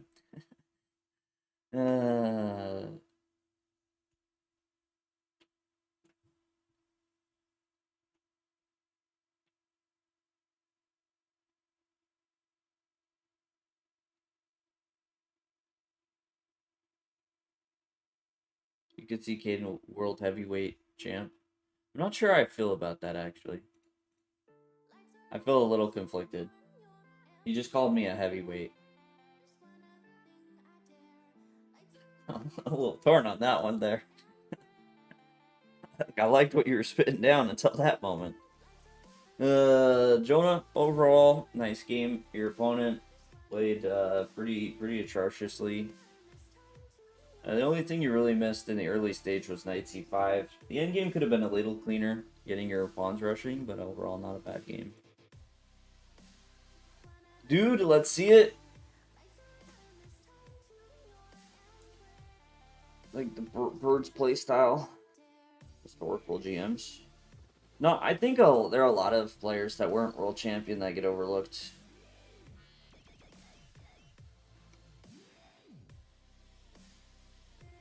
Sure, I think we could probably leave Jonah alone for now. I mean, he's not a particularly private person, but we gotta take this in small bites, right? Question you'd ask Hans is if he's ever cheated at rock paper scissors.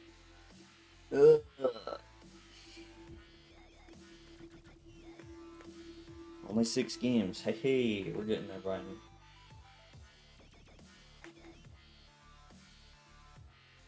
Dude, I assume you've already sent me the game on messages now that I sit here.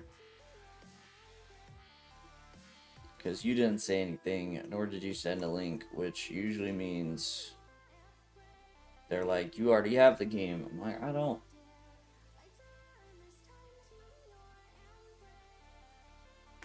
I know you don't mind, but I think it's still probably good to move on from it now. Yeah, we need a season 2.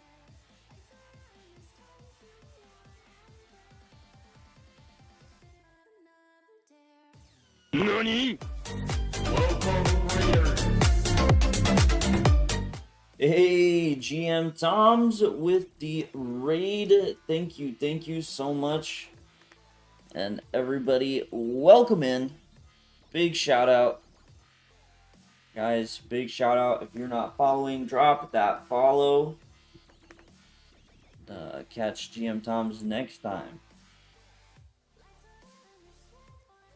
Ghost Runner, you can't find the bot game. I'm currently doing game analysis with viewers, so going through it. Can't find the bot game. We played against a 3250 rated bot. This just.com store some and does not store. I'm not sure. If you don't analyze and save the analysis, you think it goes poof. Okay. Yeah, because I was gonna say some of the bot games I played long ago. I'm not usually a bot player. I don't think ever showed up. But I know I have seen some people that have them. So BP with the reason why that happens. Yeah, interesting Catalan with no knight f3. Some differences there, but I think a lot of the differences between knight f3. As far as the potential downside come to taking on c4, which he didn't do. Okay, he didn't do originally. I stand corrected. Yeah, Jonah, pretty much. You don't get season 2. You have to ask Sora for season 2. Jonah's the wrong person. Even though it's his life. Very recently started playing D4 for over 27,000 games. Never gone D4. See, look, dude. You know, things change. Things change. Right now you're on Lichess, but who knows, you know. 27,000 games, maybe. Might get season 2 if he makes a deal with Amazon. No Netflix. Okay, so he takes on c4, but I'm gonna say it feels like the wrong time to take on c4 in the Catalan. But I'm trying to remember why. Beginner players, is that the famous board? I don't think I have. Maybe. Wait, is it in? The Marshall Chess Club.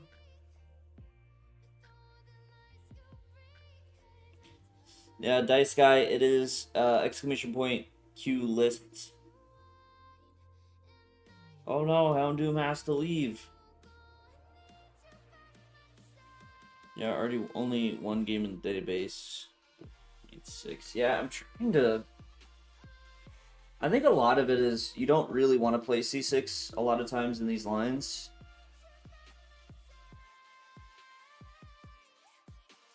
No, sorry, I'm just saying we'd have to ask you. But yeah, for now we're taking a break. It's not time. You can't drop season 2 already.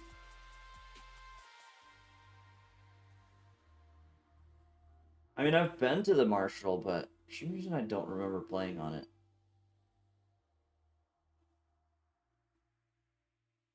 But maybe I'm crazy. It was a long time ago. That was in 2009.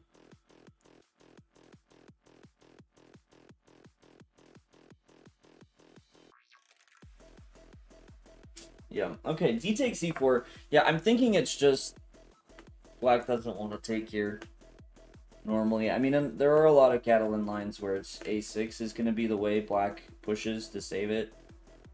And you kind of keep this pawn in reserve. Maybe you contend against the diagonal with bishop B7. Maybe play C5. Jeez. BP, that's wild.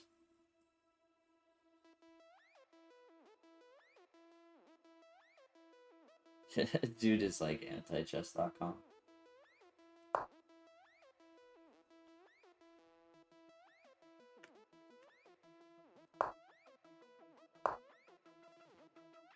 Okay, that was very logical. But now you gotta play A4. And you smash through. A4, bishop G5, and I think your opponent's already kind of toast. Okay, you start bishop G5. Wow, it wanted bishop H4. That's wild. I mean, it makes sense because G5 like doesn't work. And so basically you're going to play E5, so he has to move the queen, and if he moves the queen, you take on F6. Yeah, that's actually not that insane. But, I mean, I think this is part of why I want A4 first, because A4, like, let's say A6, then I'm thinking bishop G5, and now you do take, because take here, okay, is a success, and if queen takes, now E5, take, and you can quickly make use of this. But even then, you know, bishop H4, trying to break the king side is kind of a nice idea. Spoiler alert, freaking goodness. Discord chess. Wait, you can play Discord chess?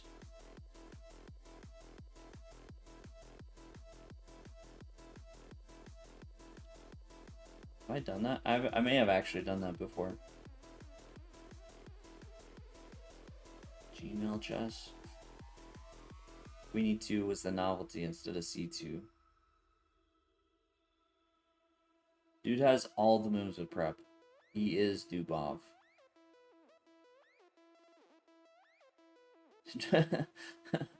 Wait, Jonah, wait, it's too accurate. Hold on.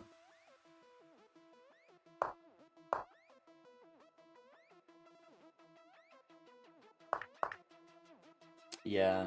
Yeah, we could play queen takes. Guess it doesn't have the same effect. So it's not that I hate bishop G5, but I would have rather prepared it first. Or you play bishop G5 and bishop H4.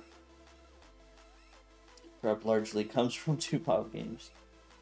Discord chess is fun when you have your friends with you talking in Discord, otherwise chess.com is good. Master Chess, how's it going? Okay, that's a good maneuver though. I'm gonna ignore the fact knight d2 is an inaccuracy because I think that's crazy. Okay, although it is worth pointing out the direction it wants to take it in instead is pretty instructional. Wants to go knight h4, and then I imagine f4, f5. So you just break through actually on the king side. You have the prep. Black's pretty tied up. There's some logic behind it.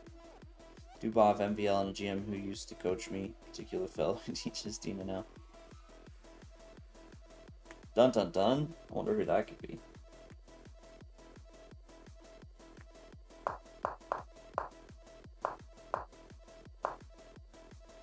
But still, I mean, f4, f5 here now. I don't know how your opponent should have defended this. c5 in this moment is a suggestion. That's a tough move to play, though. And even then, c5 doesn't look that good. Knight takes c5, bishop takes g2. Wait, what? Really? And then what? Queen d8 and plant on d5 or knight d7? What is the... Maybe knight d7.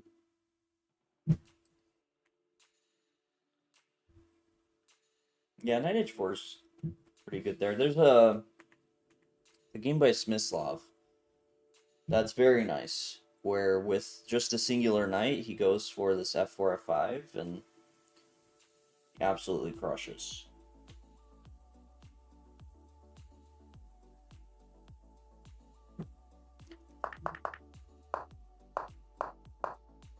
Yeah, but here f4, f5, I mean, now 100%, like, I don't understand. Okay, I do understand queen f3, actually. Because you just want to take on c6, but f4, f5 looks so destructive. I'm actually curious. This is reminiscent... Let's see if I can find this game.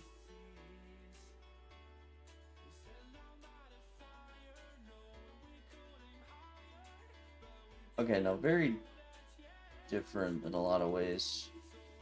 It reminded me of a game I played in 2012 against Justin Sarkar. It was, you guys want to check it out, I'll just post the link. But he took on c4, and it was more of that kind of slow play. But I didn't get e5, I ended up going d5 there. Playing on the light squares.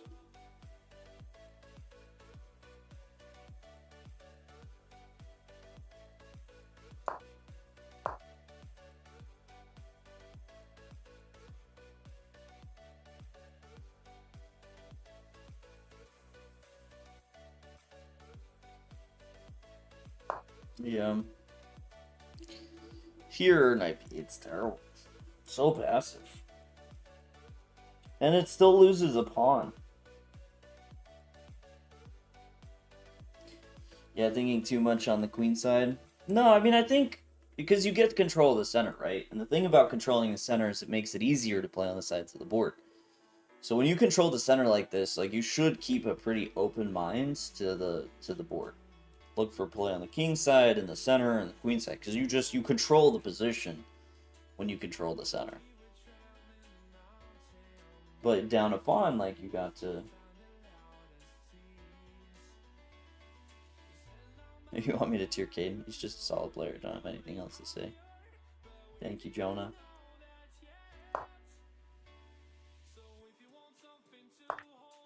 Yeah, taken... Oh, you have even better. Oh, you have even... I was thinking rook takes a8, then knight takes b5. The one thing I didn't like about it is he takes, and then he kind of fixes his structure. And you have something way better. You just take in rook a1, and he can cry.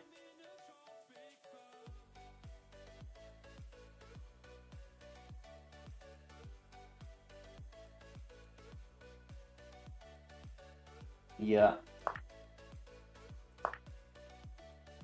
But dude is doing dude things. He's just solid, right? Gets the queen trade. And gets the better endgame. Like, this is a very dude thing to do. What can you say about that?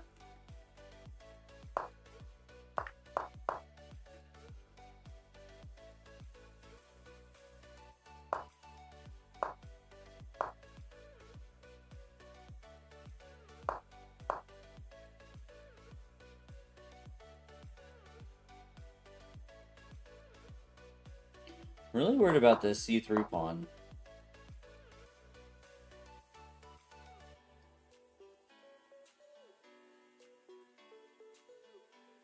I feel like I'm the only one worried about this c3 pawn.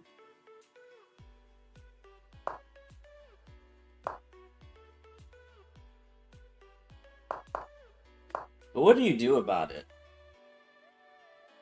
Preemptively play bishop e4? c3, what changes? Maybe f3, actually. No, maybe f3 instead of f4, so you can support the bishop on e4. It makes sense. Because the one line you absolutely have to calculate after f4 is c3, bishop e4, rook takes d4. And I'm worried he gives up his knight. Will win the bishop for the pawn, and then it's just a pawn up rook endgame where you don't have the clearly superior activity anymore. So yeah, I'm thinking f3.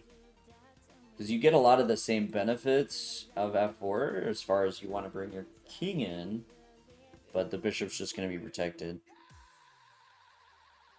And then that's it, you know?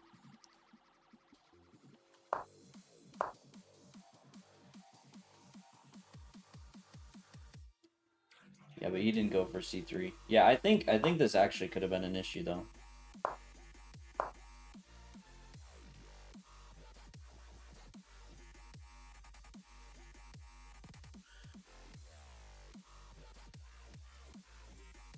Knight c6 is also a consideration.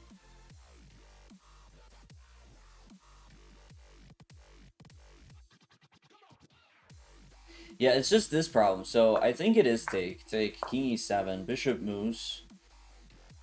Actually, it's even difficult to find a place for this bishop. Maybe even h7. Kind of wild, but you know, you do want to play rook c8, but now check, king moves, and c2.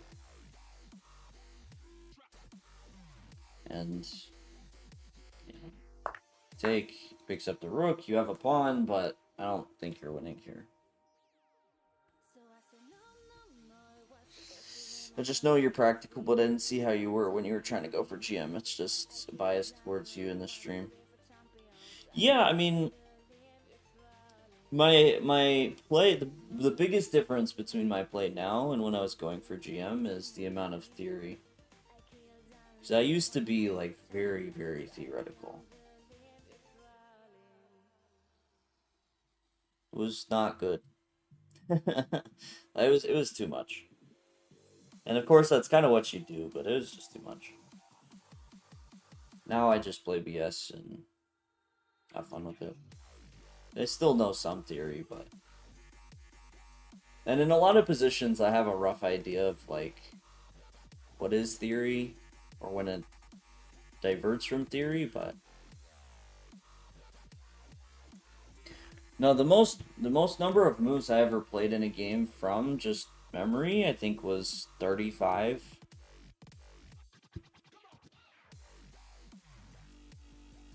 It was the whole game, basically. Last position, didn't realize your issue. No, so knight c6 was interesting because you can take after c3. I don't think prison inmates can be 2200. I think 2000 max. Oh, I don't know.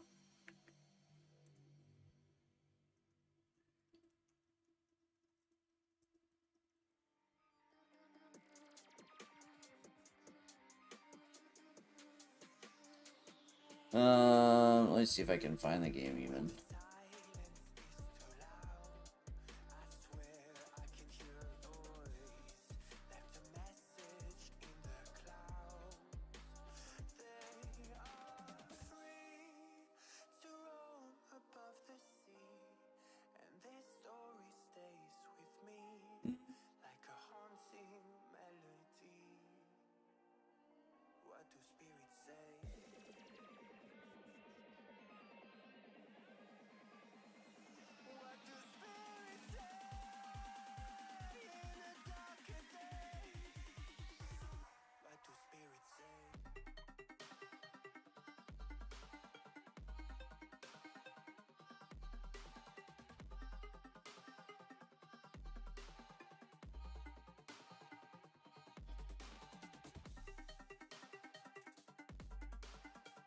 Beginner players. Alright, I don't know where this came from. I guess inmates could probably beat me at chess. I don't know. I don't know. I don't know. I don't know them. Maybe. No, it wasn't in the Poison Pawn. I do have another game that was 28 moves against Ray Robson in Poison Pawn. And then I messed it up on the 29th move like a freaking idiot. Like it was really dumb.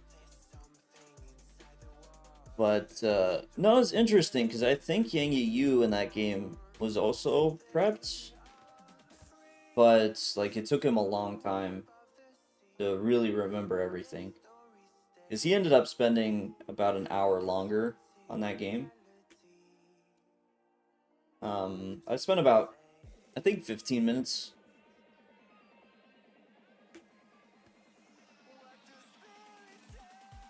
The interesting thing is, in that game, Queen C8 was a very rare move. I think it had only been played one time before, so it was really surprising that he knew it. I had actually prepared it for a game about 2 months before, and like really spent a ton of time playing Queen C, like studying Queen C8. And then my opponent who I prepared it for didn't play that line, but then I ended up using it against Yang Yu, and he went into this line like I was surprised, but I'm like, oh, you know, I looked at Queen C8, and so it took a little while to remember because it had been a while since I looked at it, but.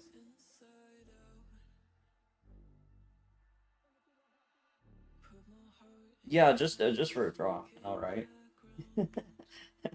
That's why I wouldn't say that's like my favorite game I prepped. Because there are some other games that I think were more clever, and I ended up getting an advantage because of the prep. All right, as I'm getting back to the game, dude gets ads. But no, I mean there are a lot of ways for him to go wrong.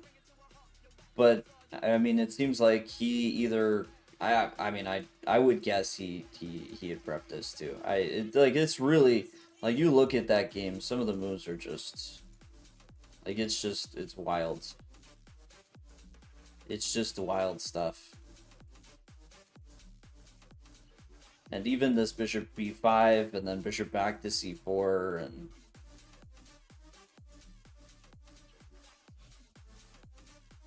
and there was one moment, I think towards the end, I want to say towards the end, he played a little bit faster. I remember correctly. So like he spent a long time and I wasn't sure if he was prepped or not, and then like towards the end I'm like, okay, it seems like he may have been, and he's either trying to remember or trying to think of like a sideline to maybe play the game instead of going down this draw line.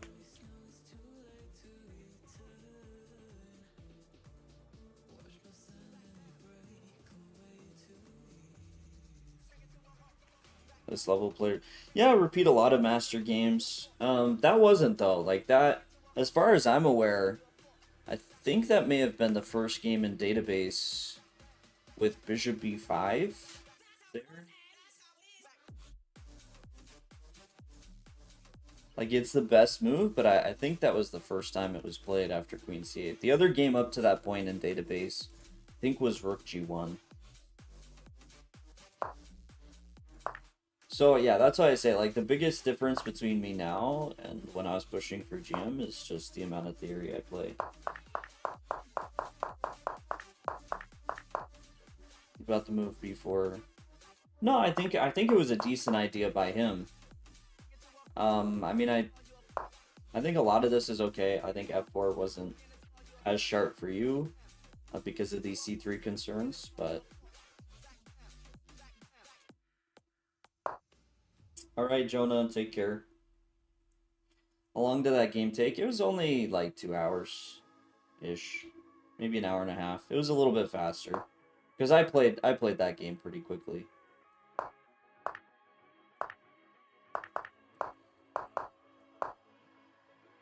Yeah, I don't know if I like trading, because here rook a7 looks really nice for you. And now your king's already close, that it can stop this pawn, so you're basically looking to play bishop c6 at the right moment, and he's pinned forever, and then you just trade and win at the right time.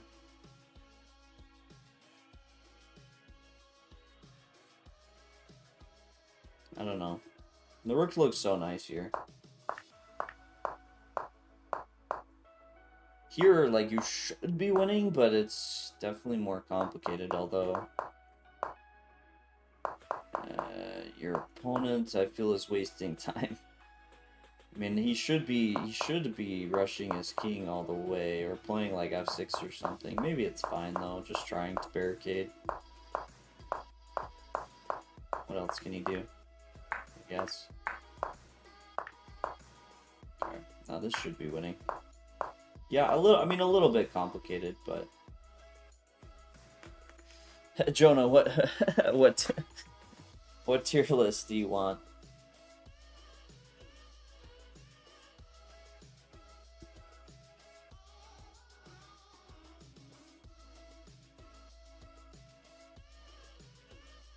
Overall, pretty nice game, dude. I think the biggest thing you can learn from it is the potential to attack on the king side there.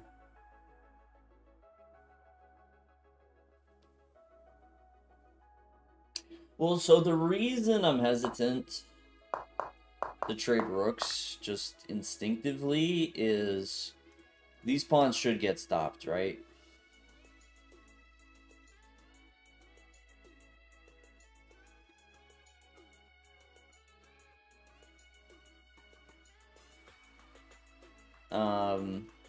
And so yeah, eventually you're gonna have to break through, but you know, knight, fork, check, all that. Come on. We're all solid. Right, Ghost Runner. Ghost Runner. Just place most solid to most fighting chatters. Name 3 people. Most solid is Dude. Who's middle? Who's the middle between solid and fighting?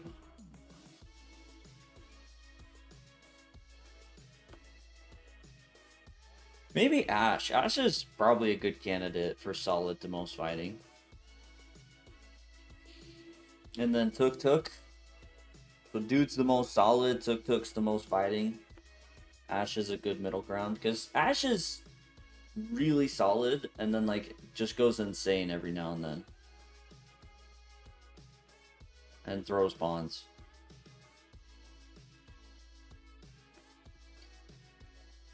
Alright, Ghost Runner.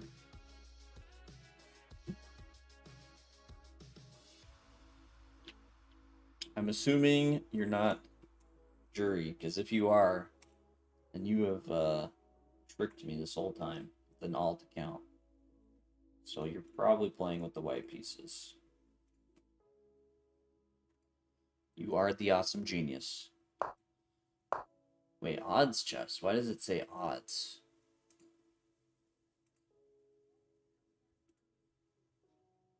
Variant odds chess.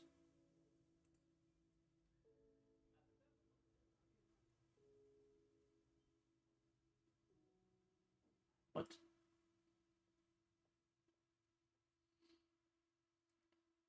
Jonah accepted it. Unrated. Yeah.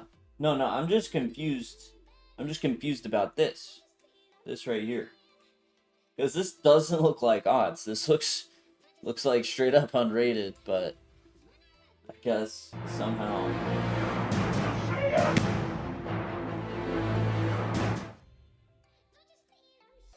GD Mentos, thank you for the follow.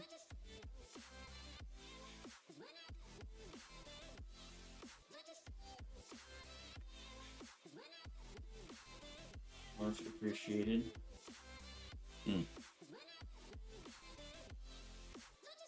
Not really a good thing, but I'll take most solid anyways.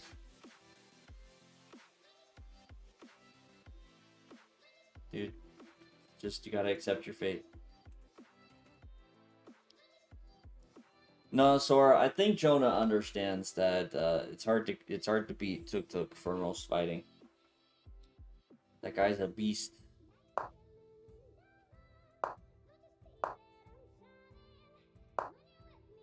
Okay, little bird opening. That's the odds. That's the odd part. There is no odds.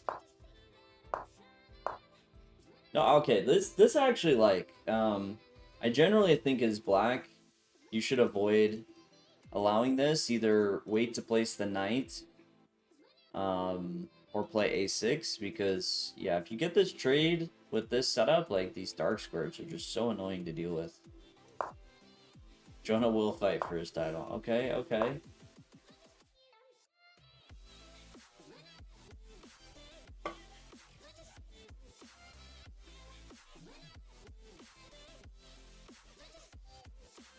This JonasChess.com. It is Abyss of Chaos.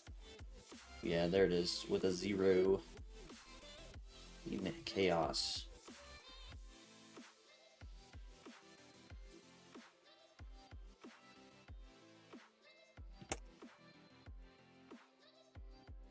I might take here, actually. If it's gonna guarantee the doubled pawns. Like, often with bishops here, we wait for, like, a6. I might as well gain a move. But in this case, because you actually are doubling the pawns, I'm typically a fan of this. And would probably take c6 right now. You play knight e5 first. Okay, you're still looking to get it, just gain the tempo. I think my only hesitancy here is if you could somehow get away with knight e7, because you could go knight e7 and then a6, and then you either have to drop the bishop back or try and avoid allowing this this trade.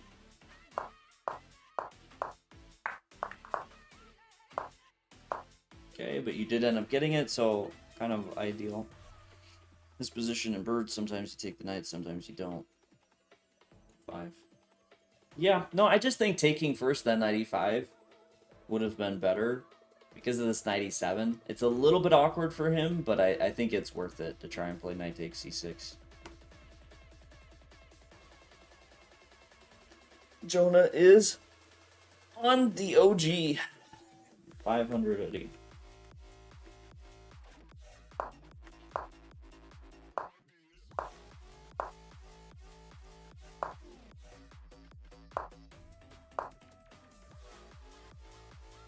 Okay, I mean, this is good.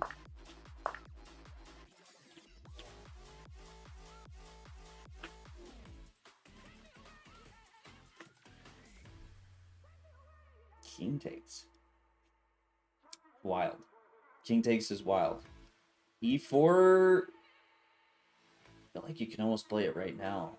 But probably unnecessary. Like, you just prepare that.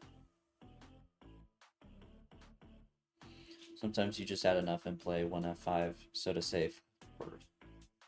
I like playing knight h6 against f4. It's weird, but it's kind of nice. Okay, knight h4 is...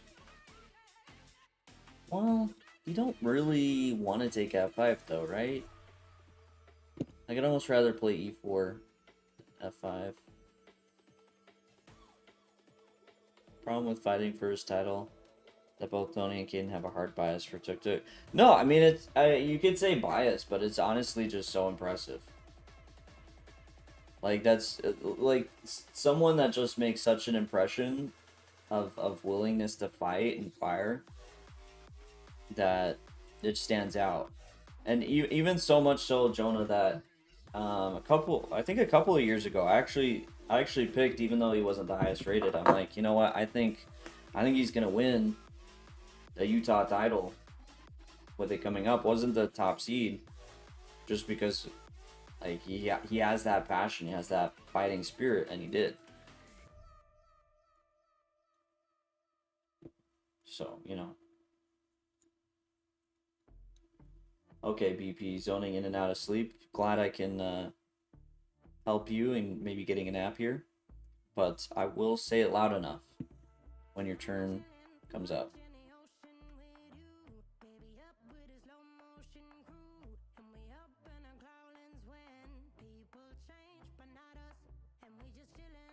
Yeah, I mean, I just... It's not the worst move. It really isn't. But I feel like I want to go for e4 anyways after this. Now, from that perspective, you do open up the f files. So maybe like e4, e5 becomes a little bit more dangerous. Excuse me. Or this pawn is hanging, so eventually an e4 you're going to take here. Like, it's not the worst. I just don't think you want to take, so I probably would have started with queen e2, e4. Those are your odds? Yeah. Fell asleep during Turkish swearing masterclass too. Not saying you're boring. No, BP, I don't ever take it that way. I don't ever take it that way. Because I legitimately will sometimes fall asleep watching like content creators. Like and you know, sometimes it's because they just have a more calming voice. Sometimes it's because the content is just a distraction, so it's easier to fall asleep. You're not feeling well. Dang. It is, you know, you're a little bit late to the party, BP. I feel like a lot of people were sick. I got sick a couple weeks ago. You have to do to match it, at least online, because OTB, I don't share any accomplishments. So Jonah, I will say the biggest challenge there is where we really have felt Tuk's fighting spirit is playing him over the board. It is hard to replicate that online, but even then, like, online Tuk is always down to play games against Tony and like have an intense match. So you still see it online, but yeah. Yeah, e5 is yeah, kind of winning. 5 is kind of winning. e5 here for black would have stopped it. e5 once again traps that bishop. e5 for no, now knight g6 though. Although wait, what's better? Let's play a little game. White's clearly winning. Okay, is e5 or knight g6 more winning? I'm gonna turn on the engine and we'll see. But what do we think? Alberto, you're 100%. I believe it. In what? I don't know, but I believe you're 100%. 100% in the shoe tying competition. That was just a guess. Because I don't think you told me earlier. You said you won again, but I didn't. Tony wants to adopt me again. I gotta make sure I just keep going. Always ready to go. Or always ready to go. e5, okay, we're agreeing on e5 overall. I'm gonna take the opposite. I think e5...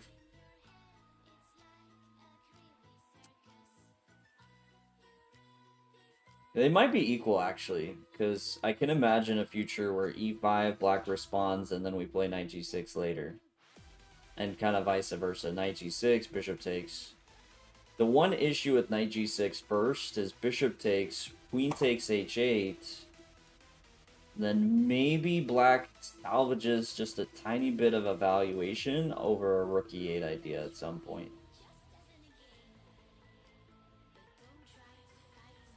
But I'm going to take knight g6. We got a couple of votes for e5. I think you guys are right, but I'm taking knight g6. Let's see. Valuation. Huge. Okay, lines. Wait, let's switch to the full. Gosh darn it, knight g6 doesn't even make top 3. Rook takes d6 is better. That's freaking wild. Knight g6 doesn't even make top 3. Oh, king g8? Are you kidding me? King g8 is why it's not top 3?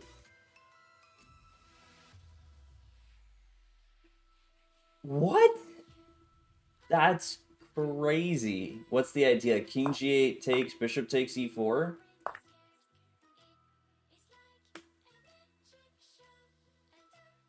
That's just stupid.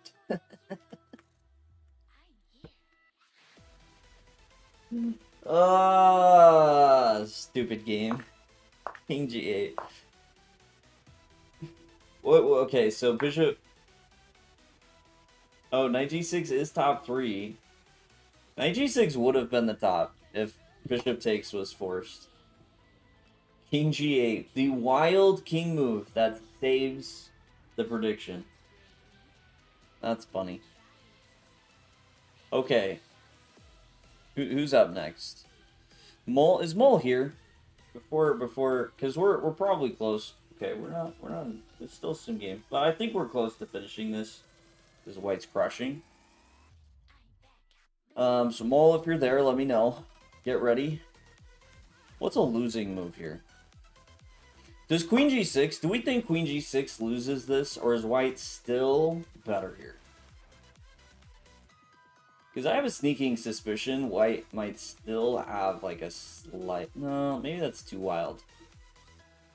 Although bishop takes, knight takes. Then e5. White might still have a slight advantage. Okay, Mole is here. I'm guessing. Is this the... No, -2. Okay, I'm way off. Dang, e5 or d7? But the material... Oh, I'm just miscounting. Alright, never mind. So we do have a move here that doesn't win Queen g6. Too wild. Too wild. Okay. Mole's here, though, so let's just see what happened. e5 does get played. E takes. Offering the queen trade. He doesn't accept.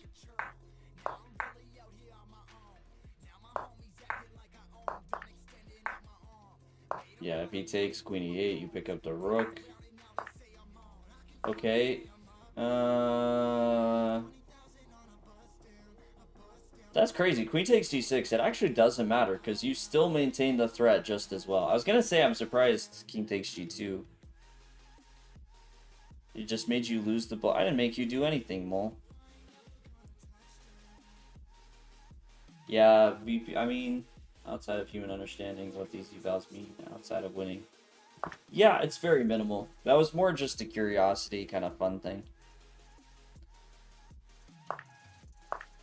Yeah, that's funny. A crushing win. Very nice game. Overall, very nice. Not much to say as far as improvement there. You just win. You just crush.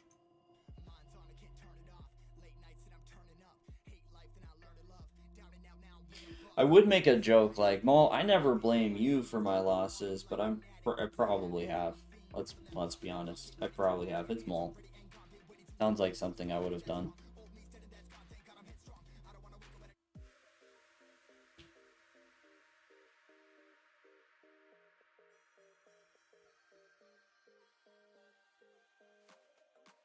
Mole, you're next.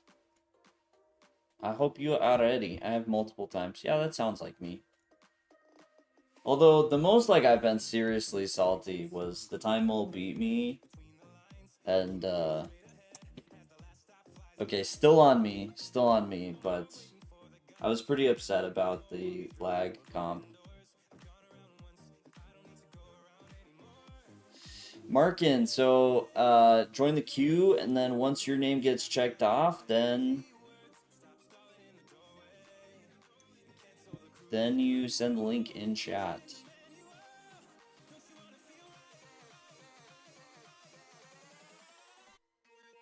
Flagged you 2 minutes. I have flagged you a lot.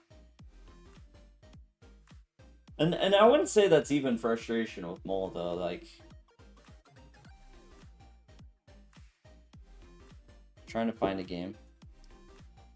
That's just like the system frustrated me.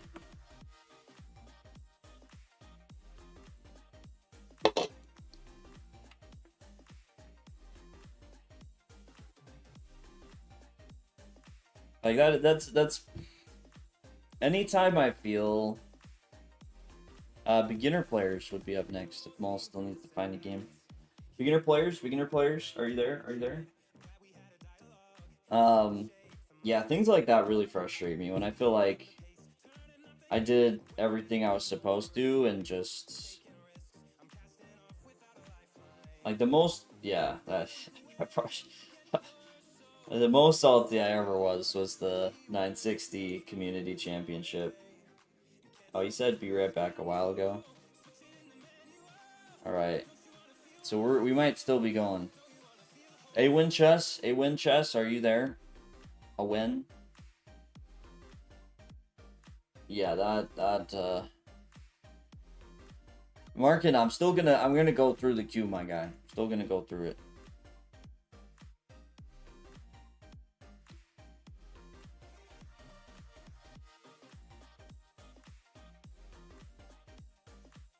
It went all right. So I don't think beginner players is there. Mo's still looking for a game. So Awin, if you are ready, let's go with you. And then we'll backtrack to some people. That's true, Mo. You do have some good positions, and I do flag you a lot. Jonah, great question. I try to be chill about it, but yeah, people are like, man, you take so long in games. I'm like, yeah, I do, but somehow people are still not ready when their turn comes up. I'm like, I can't work with this.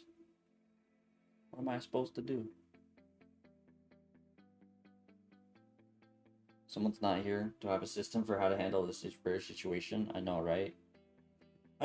Like, sometimes I will say, for the most part, it's chill. But I will say on occasion, I kind of feel like I want to make a rule where it's totally fine to be gone for a bit, and I will go back to you if you come back. Unless you don't let me know you're leaving. And then I just want to be like, hey, goodbye. Like, at least give me the heads up. You know, it makes such a difference. Alright, here we go. Because then I don't have to sit here and awkwardly be like, hey, yo, you here? You here? You here? Alright, alright. Win sounds good. Ready for it. I just flag people a lot, guys. What do you want from me?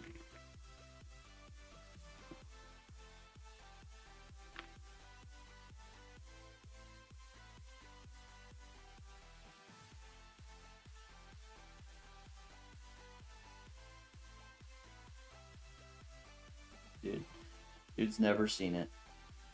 Bruce, not story.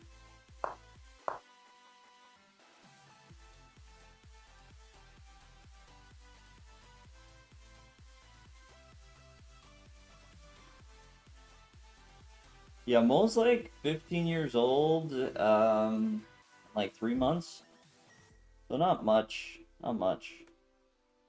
Nah, Tony, we don't usually stream Mondays because we go to the Charlotte Chess Center and hang out. They have a weekly get-together and lecture for adults only. Man, it's been a good while since I've seen the C takes D4 line.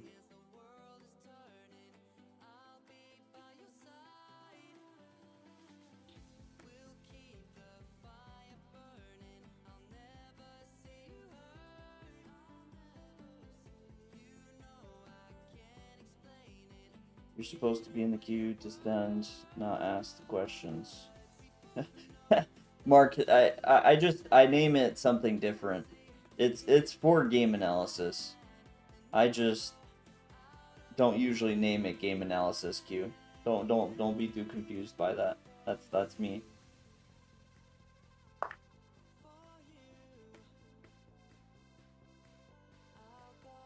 Yeah, I have this. I'm trying to remember the first time I saw this. I remember seeing this line, and it was a game that I actually I looked at for quite a while, but I don't think it was in the stream. Like, I was actually studying this line with someone, which is weird because I don't play E4. Such a weird memory. But yeah, C takes D4, allowing black to take that pawn has some interesting ideas, although bishop takes G6.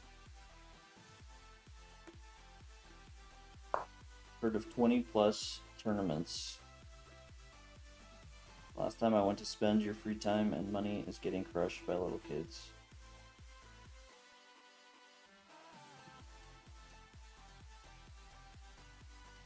You've heard, sorry.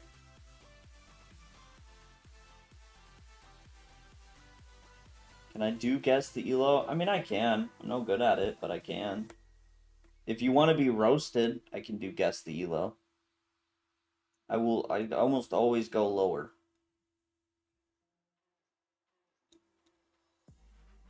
Lim, nice. You're cooking up. We should have more arenas. We should.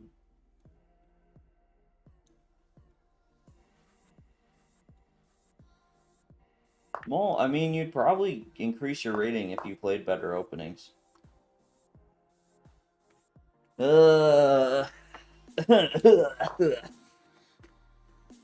Tournaments where you need... Oh, tournaments where you need to be 20 years or older. Yeah. 20 plus... Okay, sorry. That did not click. Yeah, Alto. There's 2 every year here in Charlotte where you have to be at least 21. That's the name. Alto, at least 21. And it's nice. Really nice.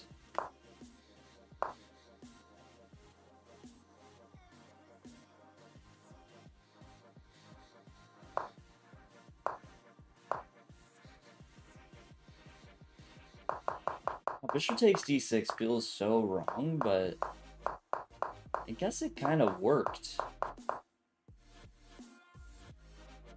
Why did it work?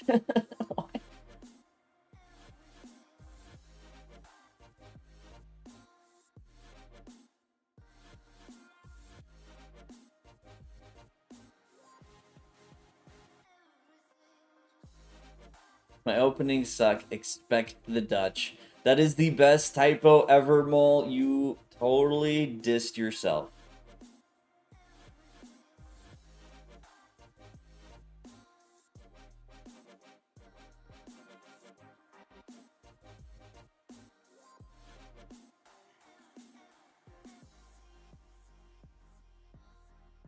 You hate English? Okay. I mean, you also play English. So.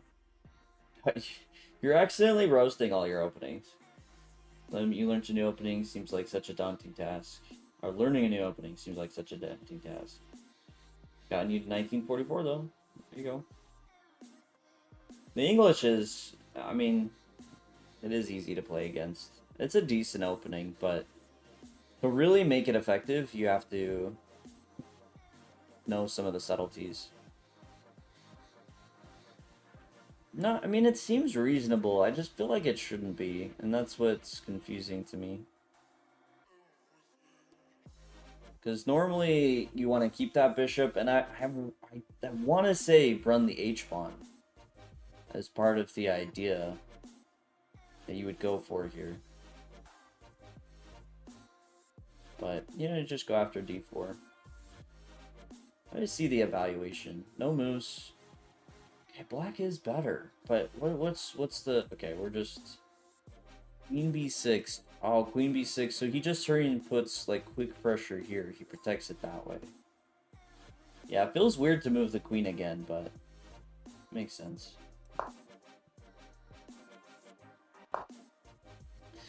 Anything else you gotta do to match Tuk Spirit, or you just gotta keep playing? No, I mean, Jonah, you have to make us feel the fire. I can't say there's like an exact science to it. You gotta have that competitive spirit, man. Like, there's a reason we don't just classify everyone as the fighting, you know, with all that fighting spirit. Like, we just play against it, and you can't help but notice it. Okay, so him moving the bishop was not the best. And now things are kind of working out. Is that necessary? To stop queen h4? Why do you have 2 light square bishops in the short video? Why not? Why not? English with 2d4 lines is one of your favorites. The best.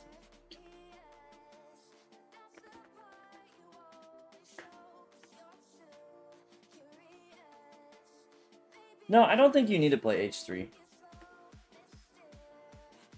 I don't think you need, but how do I...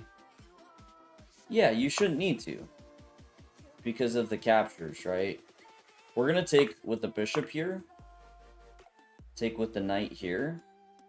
If he takes with the bishop, so he wants to keep the pressure here and here, he just runs out of pieces. Like there's just never a situation in which he's threatening. Here, I mean, he can, I guess, take in theory and go here, but then we just drop back. And his pawn structure is terrible.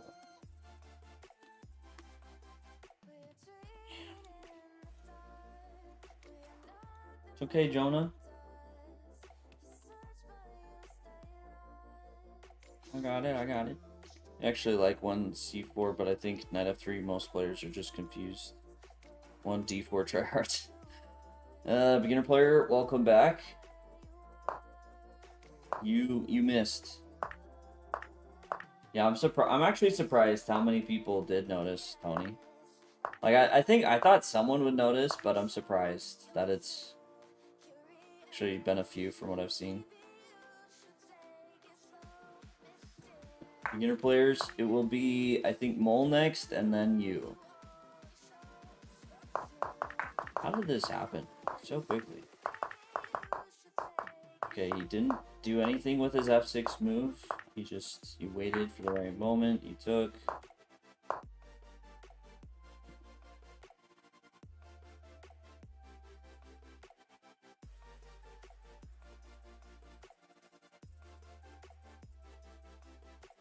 I think you can take on d5. I think you should take on d5. Take, check, king d8, rook back. We don't want him to defend here, that's why we check him first. And if rook h7, defending the bishop, queen g8. So you keep the pressure. Yeah, beginner players, it's Mole and then you. So two after this. I think queen takes d5. King's open, keep the pressure. Okay, you still get some pretty decent pressure here. Just a little bit more tricky.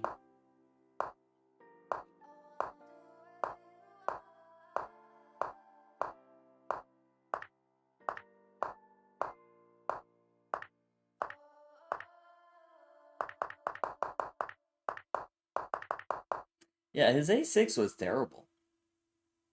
It was very much the wrong direction. Although, I think he also should have taken on c5. Like, tried to go rook c8 and get counterplay. Maybe even from your perspective, you shouldn't play c5. Like, maybe just a4, a5 in that direction. You know, play rook d7 first, so you're playing rook takes a7 immediately.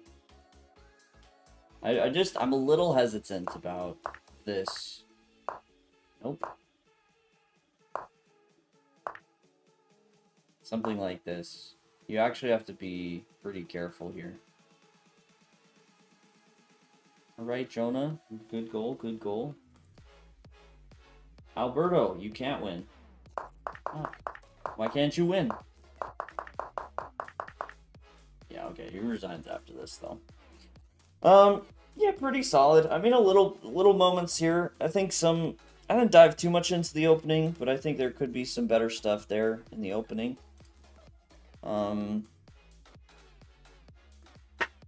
Yeah, I'm not a fan of bishop takes g6, giving up the bishop. At least right there feels a little bit wrong. I guess the move for him to punish that is pretty tricky with queen b6. But, yeah, it could have been a really annoying move for you. But all around, not too bad. I think a pretty solid win. Just little moments throughout. Mole, I hope you are ready now. Ready to go.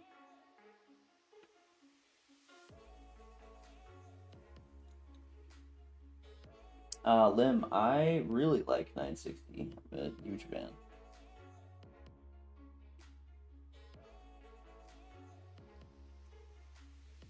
I don't think I believe it will really take off, but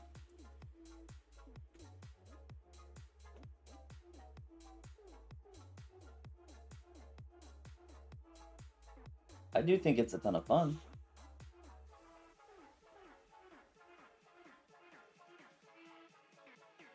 There are some stuff you want to learn from this opening. Okay, okay. Okay, so first thing to learn from this opening. Play literally any other move. Alright, keep going.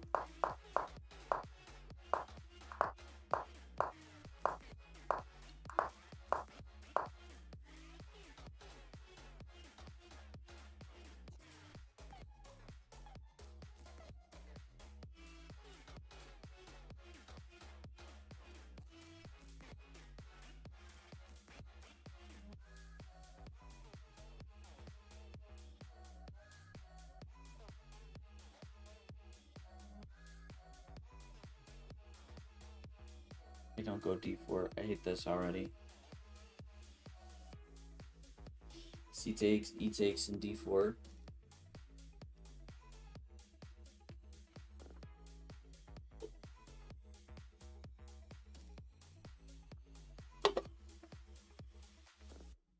So, if they have multiple good options, why are you playing?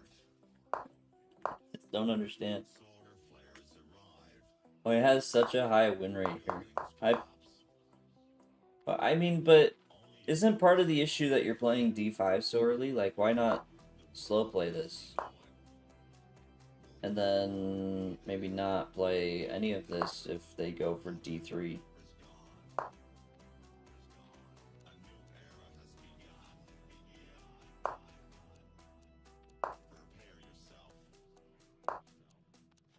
I don't know. I'm just following what's most interesting from what's played.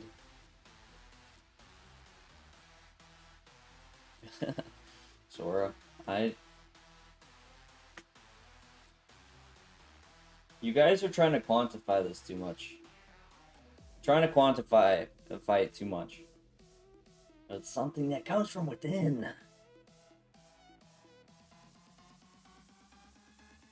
I don't know, this looks interesting. Just following games. This A5, like B5 stuff. Right, Sora, see ya.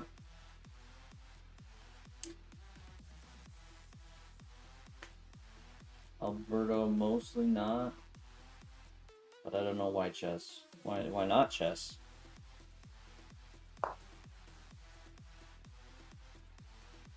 Okay, 0.7, 0.6. Still just better for white. What about here? Yeah, okay, d5 is best. I don't know, maybe you could mix it up a little bit. Try something like a5 so you kind of hold off on d6 or d5, trying to get them to play d4.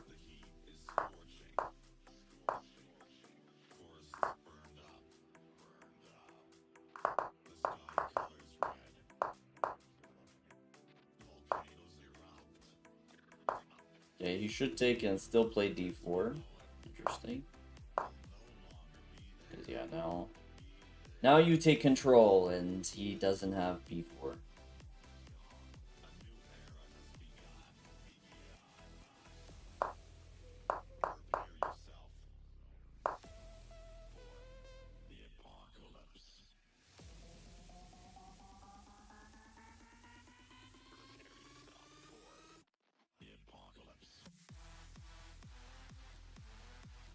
Yeah, this turned out very well.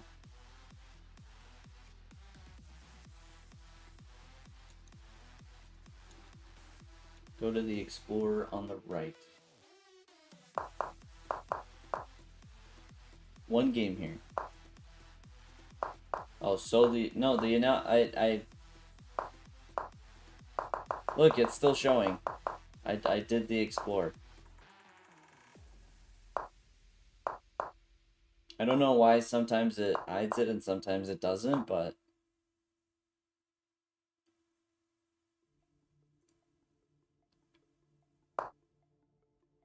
it's just weird that way.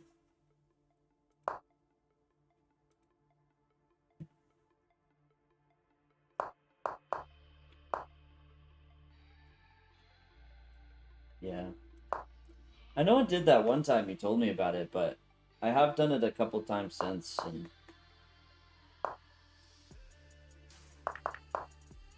yeah, it's not. maybe refresh, but I'm all in the classroom and everything.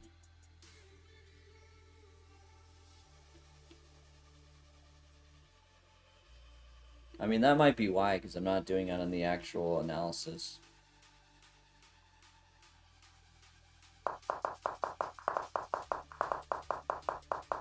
Yeah, that would be why.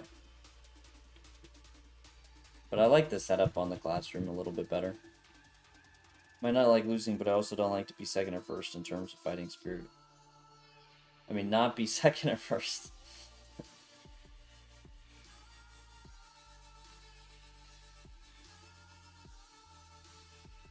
Okay, okay. I know what you want. What do you want? A cookie?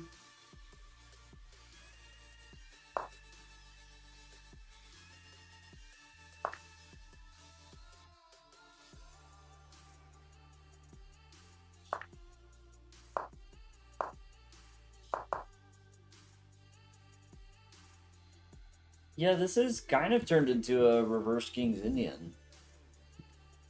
So, like, your opponent's playing King's Indian. Cookie does sound nice, though. Here.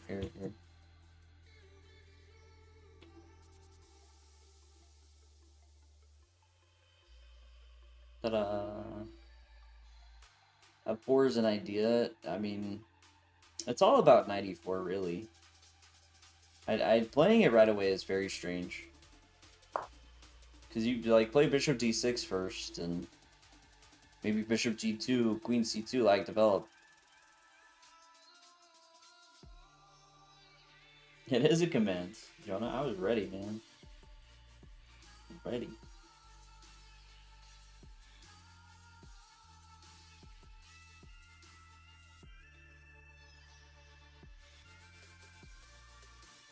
Thought you were just being sarcastic.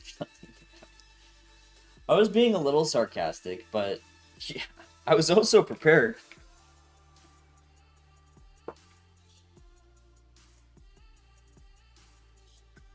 Yeah, I think you should prepare this more. For sure, before just going for F4. Because the thing about when, especially you stop B4, is white just doesn't have anything to do. Or, like, it's very difficult for the opponent with this setup to do anything.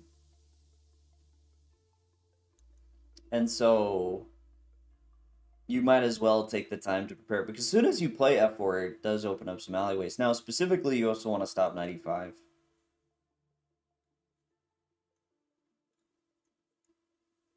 You know what, Jonah? That's a great idea. Like, when I don't know how to respond to something, just give someone a cookie. I don't know. Here, have a cookie. Here, have a cookie. Okay, so you play F4. Yeah, 94. Maybe I would have leaned towards 95, but I guess you have to do more calculating there. 94 is a solid choice for him.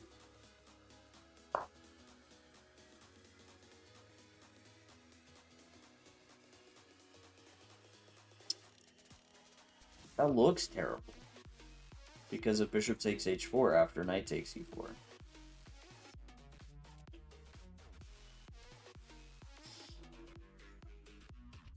It looks terrible.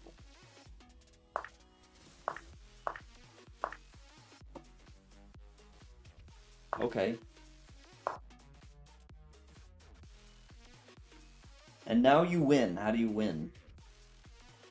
Just win. I'm thinking rook e8 is what first comes to mind. Because I want to put the knight here. And because that's very dangerous. But also, I mean, you have some ideas of taking and bishop f3. Yeah, I like rook e8 actually quite a bit. Moves like f3, so this one I'm kind of torn on because there are a lot of use cases for this square. So the debate is if he plays f3 right away. But I do think rook e8 kind kind of prevents that, no? Because F3 we just take. If he checks first, he still can't push. Yeah, I feel like take F3. I don't know, this looks highly suspicious. Highly suspicious. I don't know, maybe you could even play 95, honestly.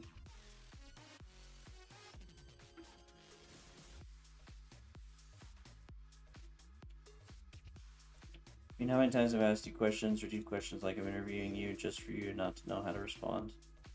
Yeah, that sometimes does happen. That does.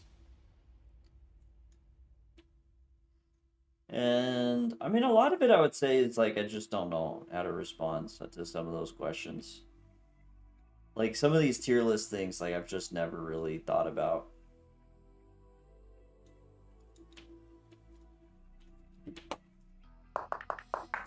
Yeah, I like rook e8, e8.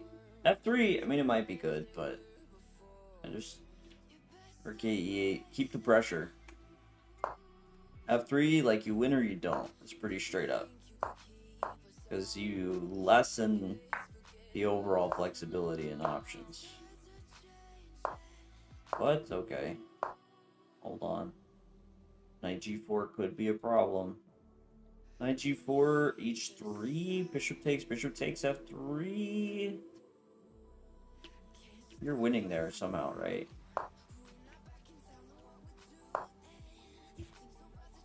I mean, the 93 is interesting, but take...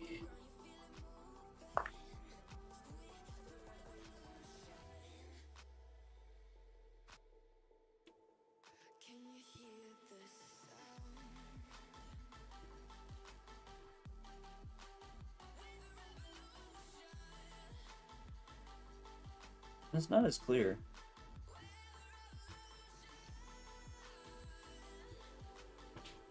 Hey Connor, how's it going? Not all good to ask questions. I was thinking about rook takes f3. 93 is possible. Like 93 I think is always a... No. 93 is not always a safe move. Rook takes e3. Oh, goodness gracious. Uh-oh. Uh-oh, who's winning? Yeah, knight g4 is not too clear. Not as clear as I feel like it should be. Yeah, okay, wow, 93 is never a move. Goodness gracious. Wait, actually? No.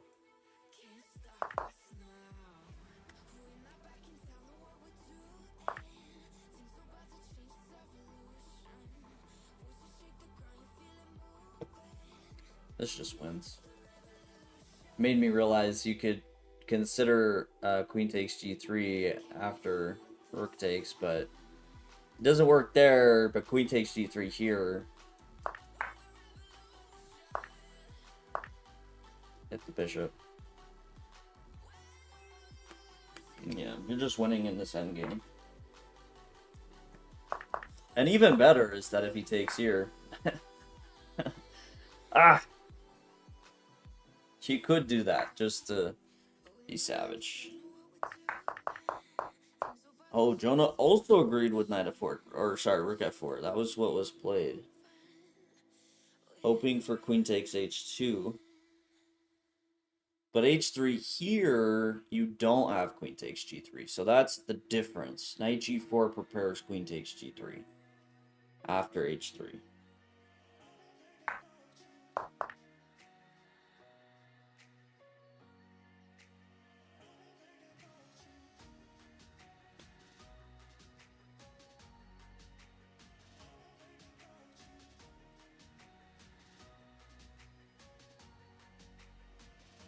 He fell for that so easily.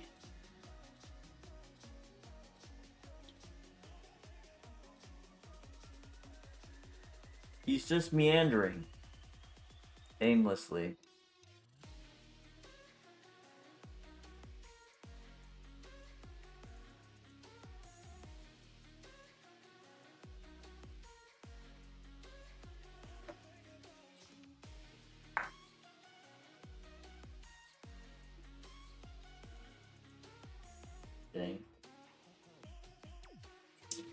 Dang.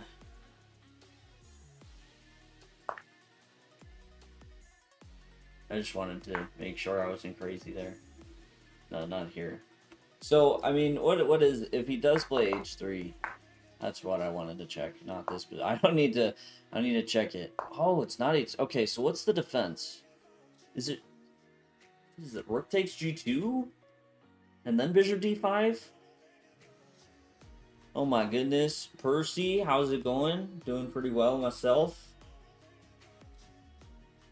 Rook takes G2, then bishop D5. Still winning.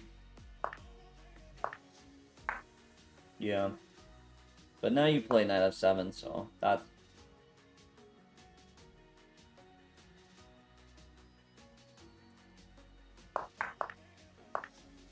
Yeah. That was pretty nice. I mean, yeah, I don't think rook F4 is much of a mistake. I think there was only one clear mistake in this game. But overall, pretty solid. Alright, beginner players, are you there? Your favorite chess shark. Let's go, Sir Chess a lot. Hey. What the F you just call this, Beanie? Sir Chess a lot. Hold on. Percy, thank you. Sir Chess a lot, excuse me?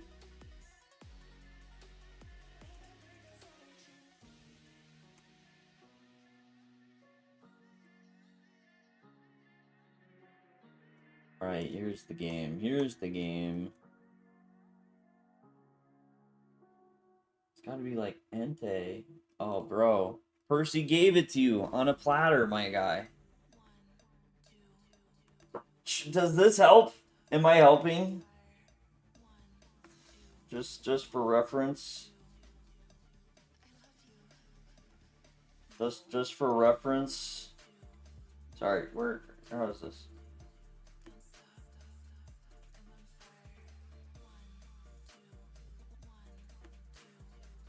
Oh my gosh, he's trolling. He's trolling.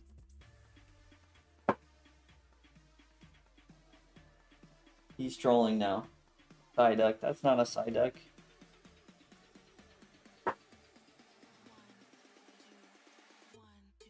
Freaking ban this guy. Watch me sure Chess ban you.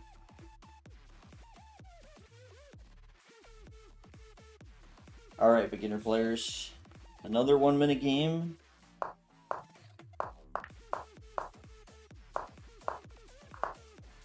You know, no, I can't leave this alone. I can't. You search a slot. 1 second.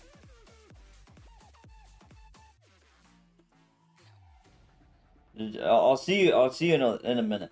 Just give it 1 minute.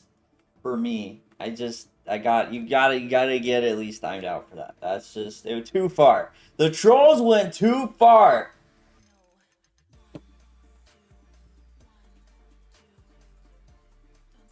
Oh, Jonah, I don't even know if Tony knows about the cookie command, so I don't know if he would use it. So it will be me. What is this opening, by the way? Is this the thing?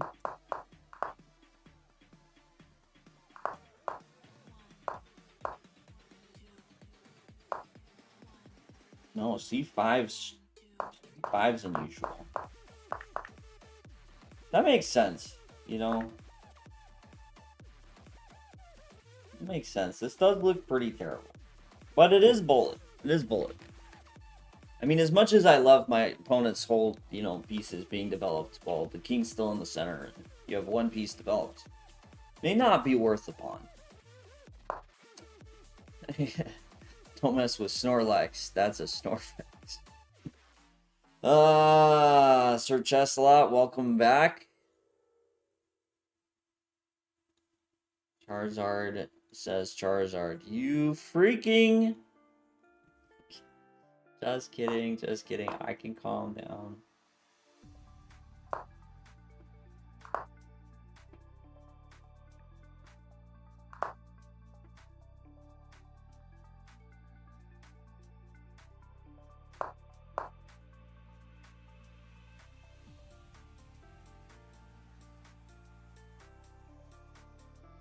Hmm.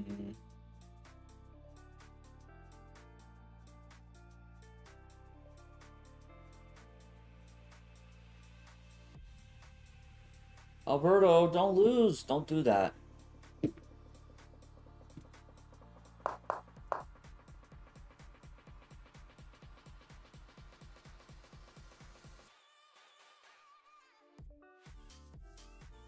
I'm just kind of surprised there wasn't, like, maybe 95 was interesting for him.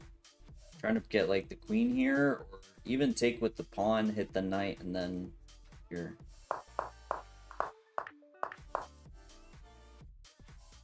This actually turned out alright for you. Like, I just don't think your opponent handled it well. You're kind of just developing what you have to at this point. So not much to say there.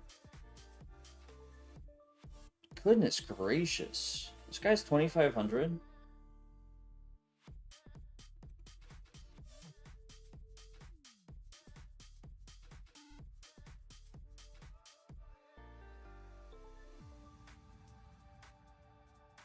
Okay.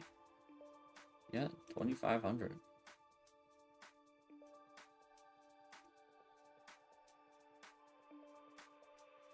I don't know. I guess he just got thrown off by the opening. Okay, it's bullet, but I'm guessing he just got thrown off by the opening, and now he's playing just terrible.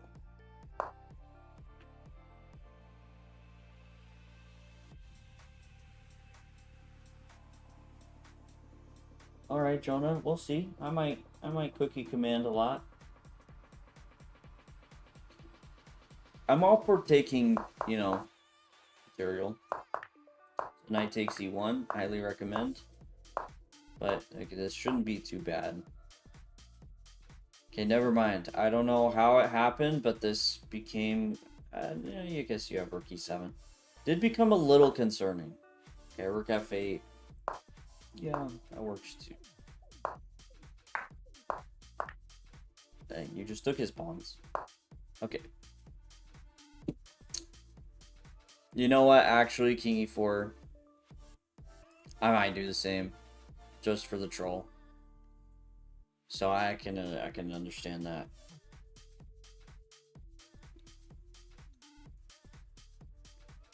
No, but I've gotten thrown off in the opening against the FS. And then, you know, discovery threat, not the craziest. King e4. Obviously, like, f4 and e5 was terrible, but again, pull it. You know, what can we say?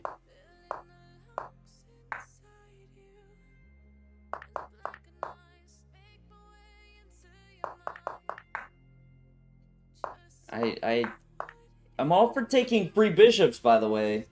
Knight takes d5 repeatedly. Like, you can even do it here for a fun bonus of tactics. You can still win the bishop here even with this check. And, okay, I was gonna say. He finally did it.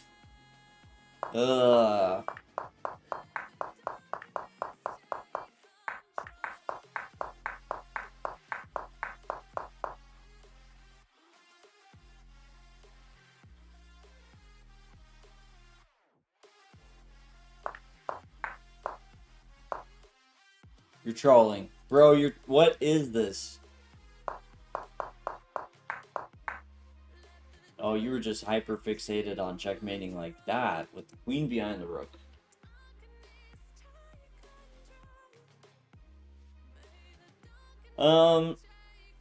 I mean, not too bad for a bullet game. Beginner players, you played pretty solidly. Yeah, he played fast. I understand. That is bullet. It was pretty bad, though. And then it was bad again. And then bad a third time. So, a lot of bad. There was. I mean, he might have a chance of flagging if he at least doesn't blunder the bishop here. Because, yeah, not taking the bishop right away was not the best. And not taking the rook with e1 wasn't the best. So, beginner players, improvement for you, just take the stuff. Take the material. Take the material and move on. Life. So, it's such a good thing to do. That's how you win all the games, is you take their stuff. BP, I need good news. Oh, we're getting close to you. I haven't seen Biden talking for a while, so I don't know if Biden's here. He may be on a bike ride.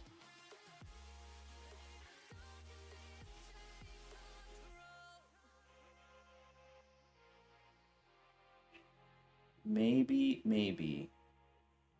Wispy, how's it going?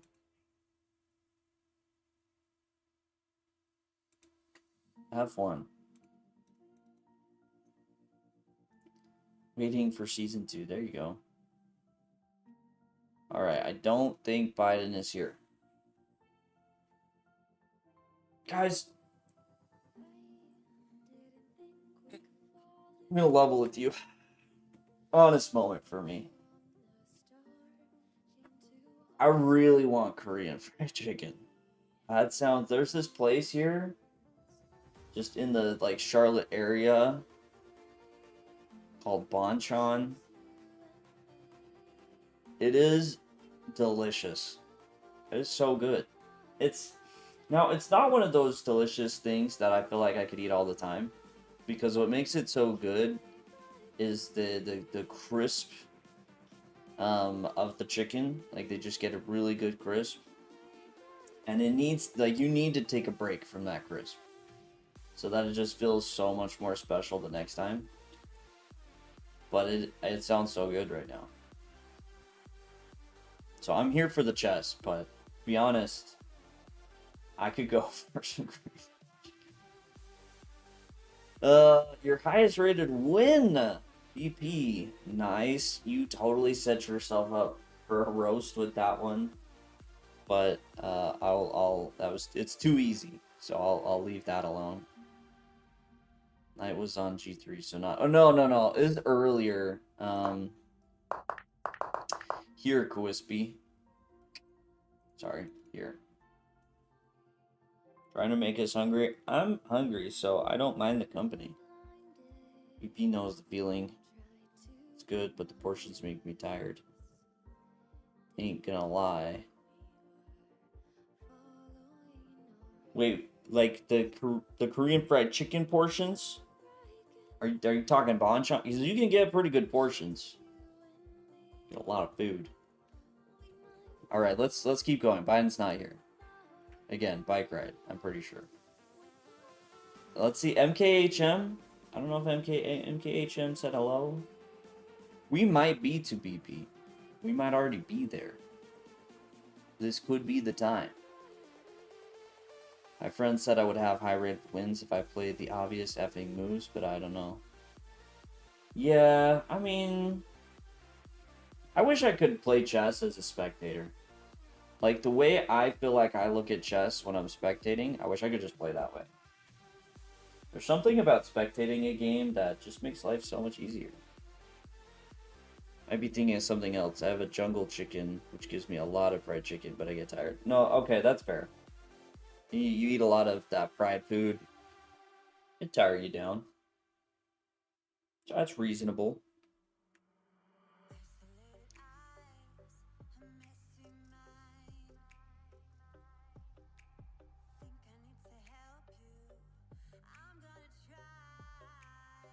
That's pretty reasonable.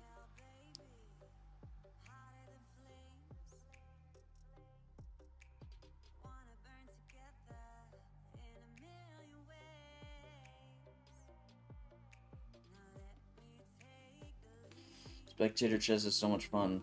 Always a genius, and don't have to live with any of your mistakes. Yeah. One of the most interesting to spectate on chess.com is actually Bughouse, because you can see the communication between both teams. It's pretty freaking hilarious. I mean, bad, but you can see some of the trash talking too between players, which is funny. When you play, it's spectating, you play with eyes, not hands. Using hands requires extra brain power. True. Everyone's advice for me is just stop rage quitting. I have everything, but I just get too hung up on results. Yeah, I mean, that's easy. Oh, Tony. Coming down, getting ready. How's it going? You like that green one? I do. I did steal one. What? It is very good.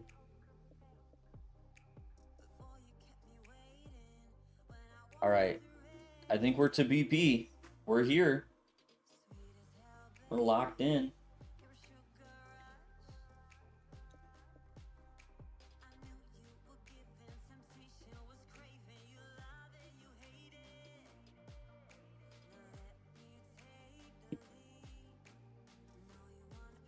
Yeah, I think it's good not to get too fixated on results. The much better fixation is get fixated on what you can do. Like, actually, speaking of Bughouse, this... I was reading some, like, just tips from a... very good Bughouse player, and one of the things that he said that I think is just an overall good attitude, but explained a bit clearer, in Bughouse. Because in Bughouse, you know, you play with a partner, and so if you lose, like, it's easy to blame them. But his advice is, like, basically always ask what you could have done to improve. Because even if it is mainly your partner's fault, like, well, howdy, sir. That there's likely something you could have done better. But, you know, easier said than done. Wow, you're taking the whole freaking setup. Well, Fancy lesson, jeez. I get to do this today. He's gonna get serious. You're black in this game? Oh, you just sent it on messages. Okay. Dun dun dun dun dun dun dun dun dun dun dun dun dun dun.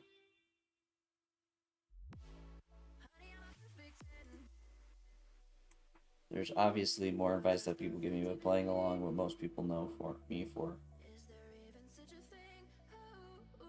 Yeah, Jonah, jeez, you gotta calm down. Can't take it so seriously. Goodness gracious. Wait, this is your highest rated win?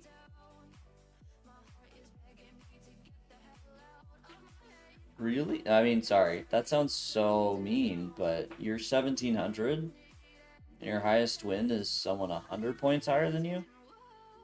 That sounds crazy.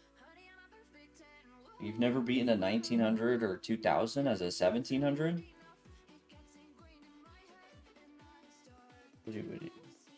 Just reading Jonah's messages. Oh, yeah. Yeah. Doesn't Korean fried chicken sound nice? No. You don't? Banchan doesn't sound nice? No, ham sandwich does. A ham sandwich? Yeah. Jonah, you gotta catch up to Tuck Tuck. Wait, like you want to go to Jersey Mike's? Yeah. So, I just came to tell him that he was a wannabe Tuck.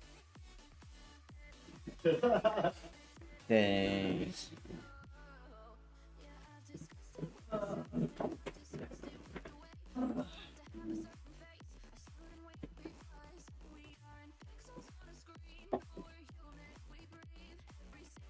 Alright, that's all. That's for you, Jonah. From Tony. I gave him a cookie from you. Yeah. You have unrated. What you want? Also, it's rapid. I don't know. It's just weird. He couldn't hear you. Kashik, how's it going? He's about to teach a lesson. What he's doing.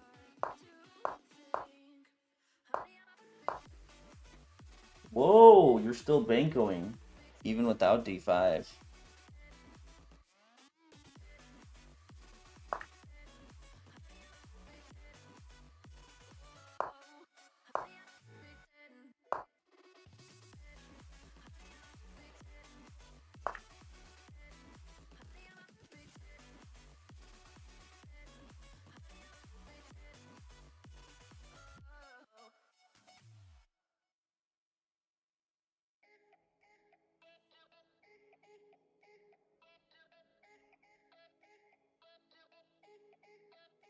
Jonah, I know. I believed you couldn't hear. I I wasn't calling questions to that.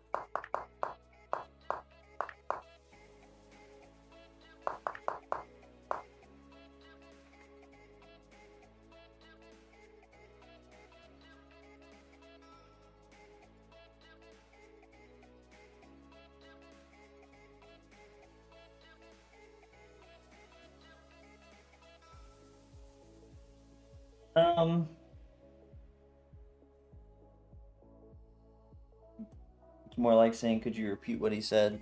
I could, but I'll leave it for him to repeat it later.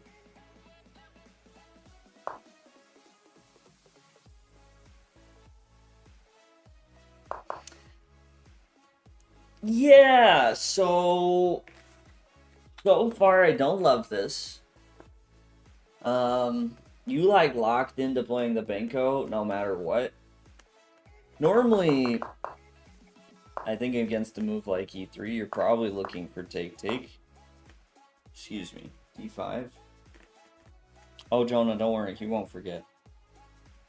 Or even if he forgets, he'll probably call you it again, unrelated to remembering.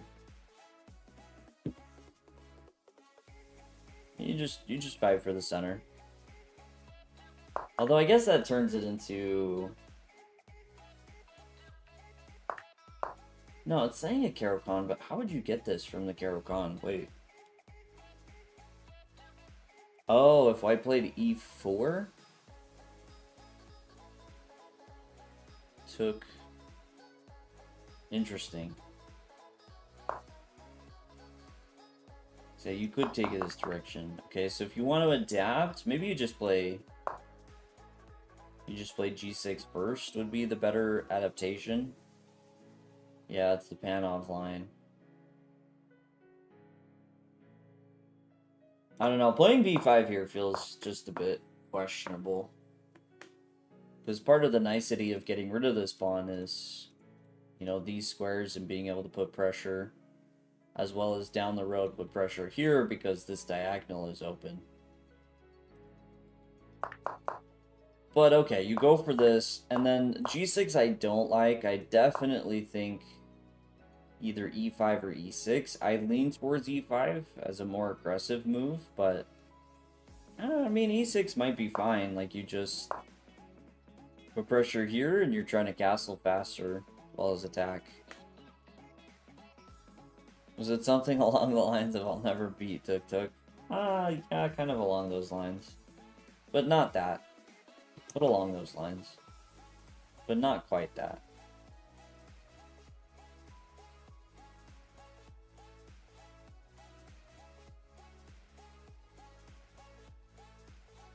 Yeah, E6, B4.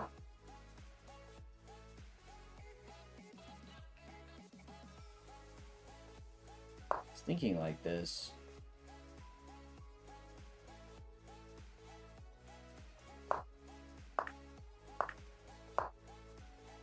Quick attack.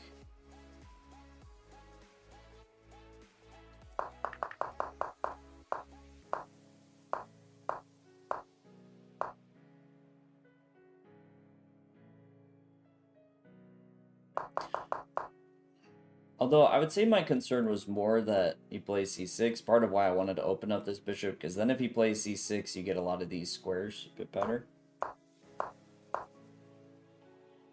But this I'm not sure about. This feels concerning. Probably best is you play knight e5 first and take the bishop.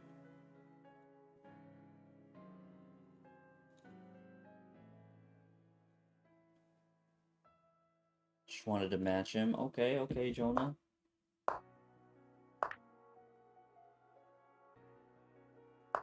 Yeah, I mean, a5's alright. You get that pressure. I do think this is better.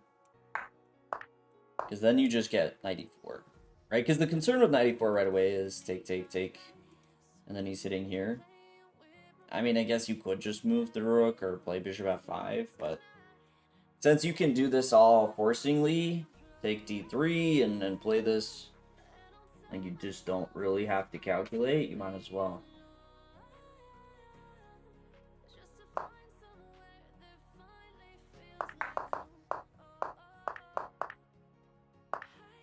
Yeah, but his A3 was terrible.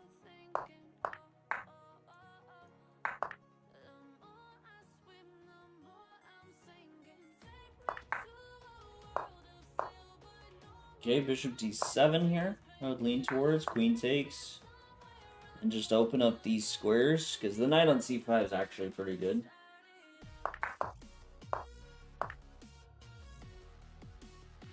So knight e5 just winning. I mean, with these pawns, it's not like it's over, but... Just fighting spirit. Yeah, no, Jonah. Oh, no, I got you.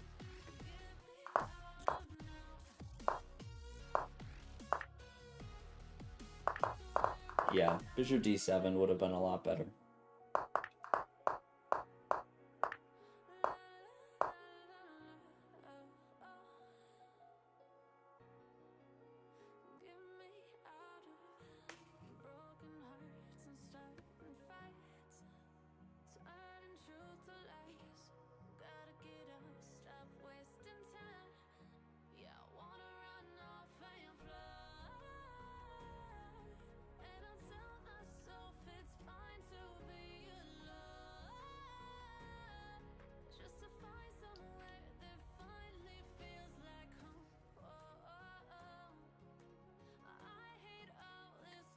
Ah, all right.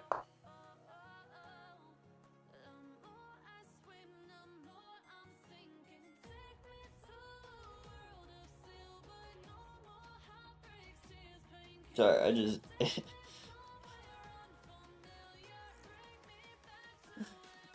I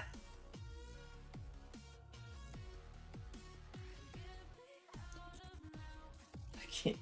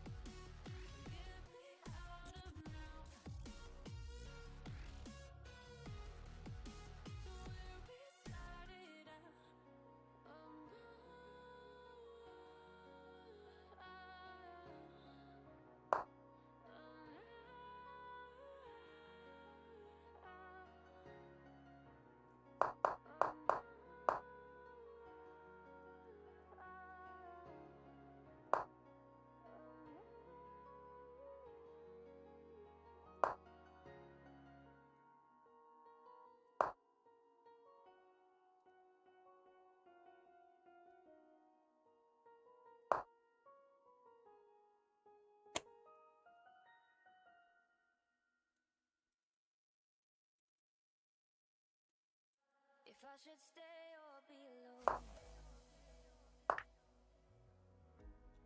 won't you make up your mind? 'Cause I'm getting tired of overthinking every move. You said this was 10? 10? I see it says it's 10-5.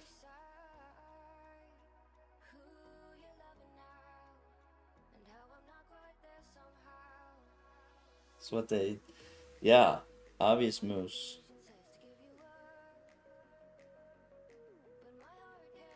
Yeah. Mm-hmm.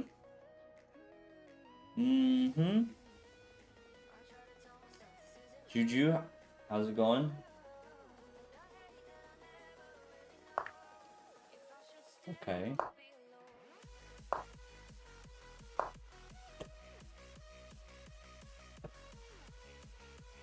But why? I mean, don't get me wrong. Bishop f6 is still winning. It's still winning. It is. It's still winning. But like here or here. I mean, or here. Like literally, so many moves. Bishop f6. I mean, you see queen, you attack queen. Of course. Yeah, Rapid Chess Online, the ratings.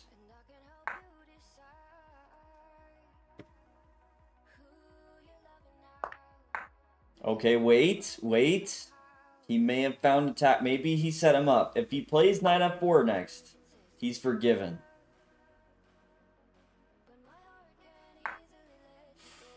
Alright, BP, you're forgiven. Good job. Nice. Wait, he takes the queen, right? Okay, he took the queen. Very nice. Good job. Woo.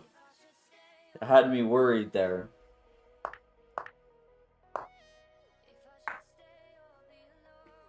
And queen d3. Yes, got him.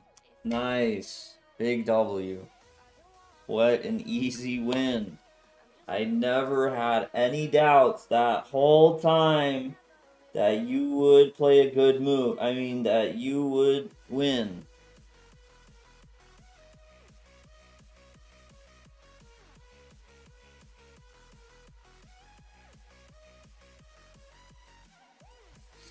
So, yeah, anyone can join the queue.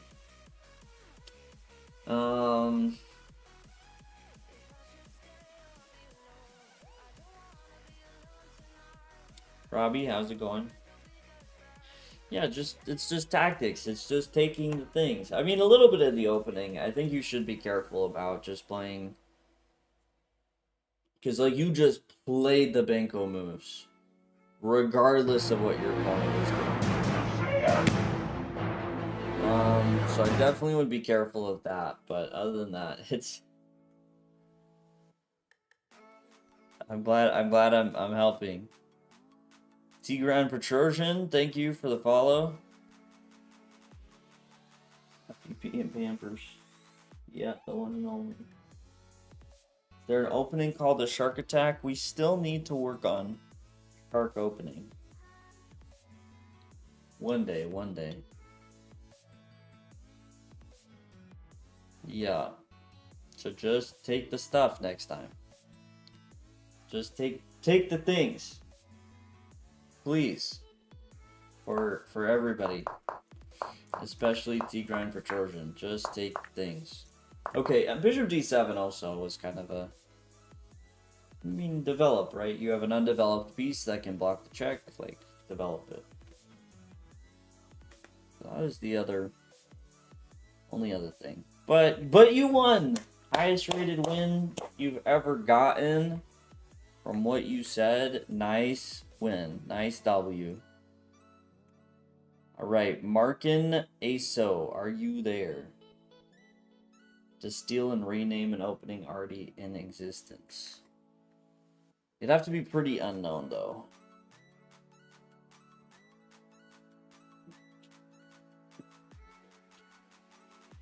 It's true, it all comes down to the middle name. If it's which Tigran Petrosian it is. That clarification would have gone a long way.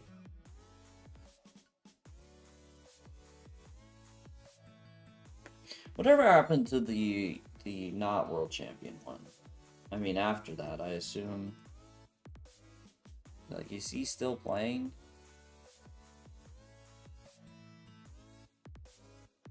Is the connection being funny? Okay. He is active-ish. Yeah, played in January.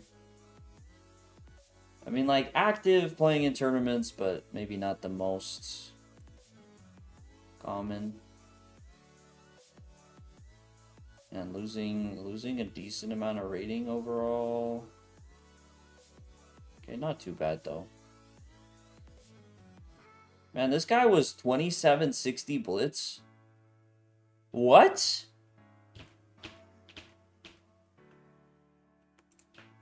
Did I just, like, not ever realize that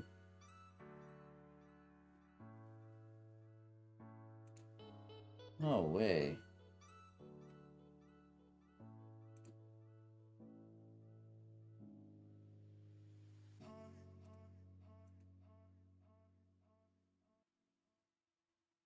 Huh, crazy.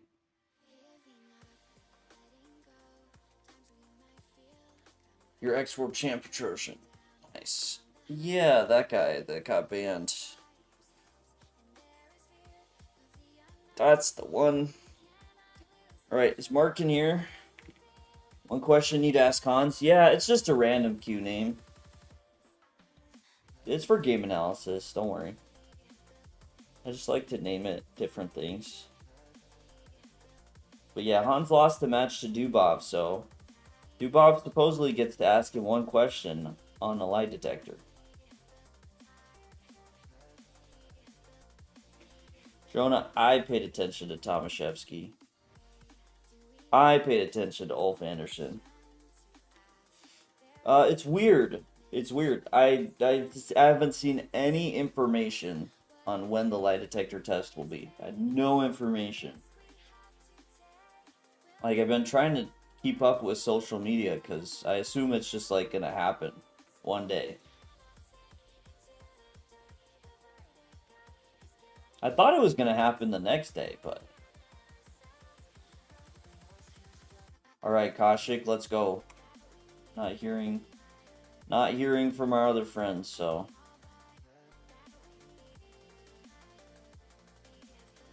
very expectedly lost. Would be weird if didn't.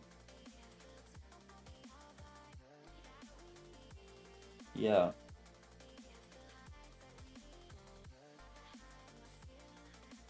No, it's not a challenge, Kashik. This is game analysis. That's why in the title it says GM does viewer game analysis. Yeah, I haven't found any information.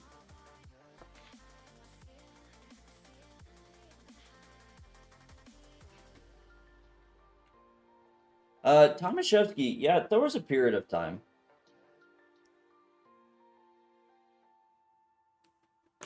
There was a period of time that I was paying attention. Do you guys not listen? Wait, who? What? Oh, for the title thing? Challenge. Don't. Please don't. Kashik, did you have a game you wanted to review? Yeah, no, surprised.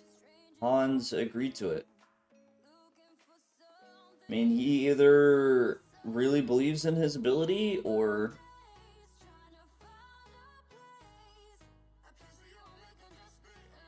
really doesn't think he has anything to hide. I mean, obviously lie detectors aren't the most trustworthy, but I mean, it's a negative for him, right? Because even if you don't trust lie detectors, if Dubov asks him about something and it pops and says he's lying, like, he's still gonna get a lot of crap for it.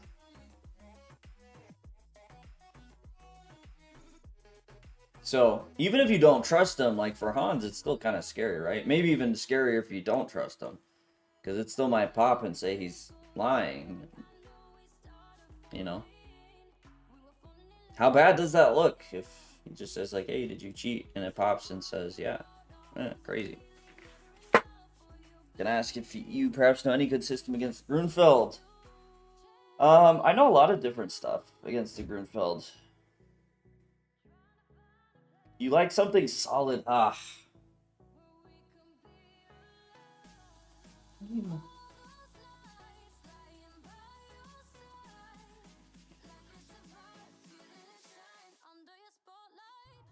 Yeah, I mean, it's a lose-lose for Hans, right? There are enough people that don't believe in lie detectors that if he gets asked a question and he doesn't pass, or he does pass, like, that will get excused. But, like, I don't think he will be given the same sort of excusing if it says that, says he is lying. Solid lines, I mean, some of the more popular ones, or more interesting ones, I think Bishop D2 is a good, interesting try. Queen B3, of course. I like Queen B3 actually move 4 because it's less known. Anonymer Shock Spieler, thank you for the follow.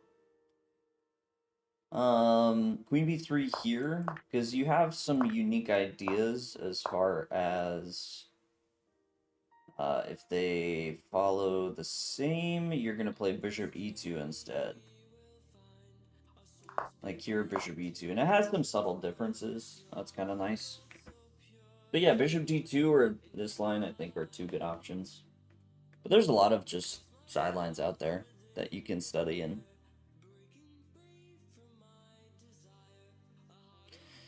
This is the tough thing about playing the Grunfeld. Alright, I think we're going with Juju's game.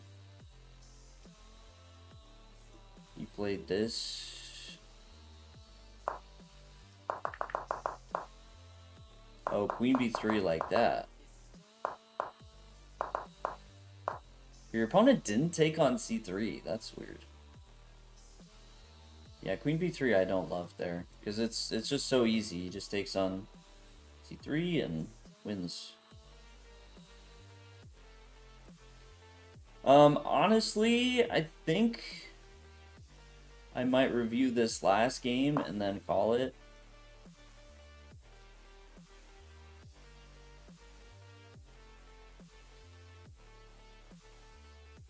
Because, yeah, Juju's technically the last one in the queue, so we finish here, we got through the queue, then I can go eat some good food. Normally I might push it a little bit longer because they have the adult casual night at the center that we usually go to, and I can just quickly go through it, but I want something a bit nicer because I wasn't feeling that good this morning. The easiest line in the hyper-accelerated poly is, some things I'll keep secret. Some things. Oh, you were black here. Okay.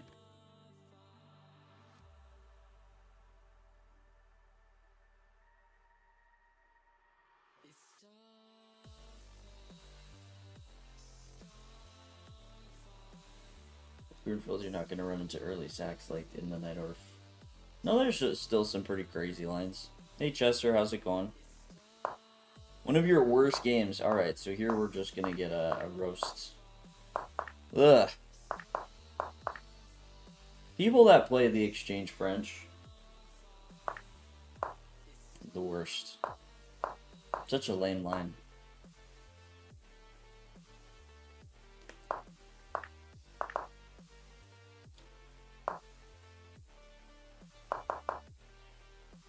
Yeah, C6 is a bit unusual though. Bishop B4, a lot more common. Ethan, you play that? No, Ethan, don't do it.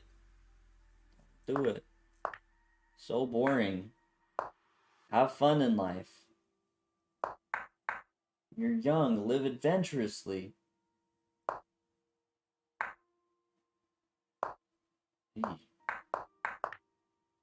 Yeah, I feel like your opponent just kind of knew his stuff here. I mean, it looks like Bishop D6 is inaccurate. Bishop D6 because of this move, right? Because if you play Bishop E7, which is the more common move, C takes, now you're playing Knight takes. And then of course you have Queen takes. So I think Bishop D6 might have been inaccurate already. But I know, is Knight C6 better here? Knight C6 I feel like should be better.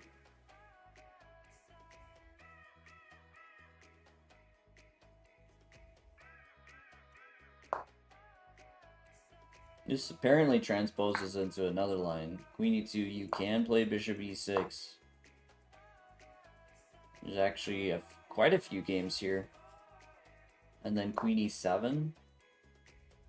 Interesting.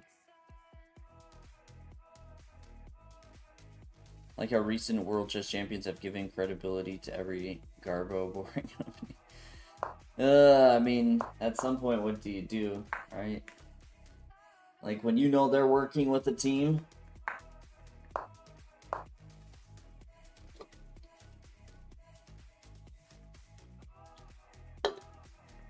Some of that mainline stuff. Okay, now what happened though? Play Bishop D7. Yeah, Bishop E7.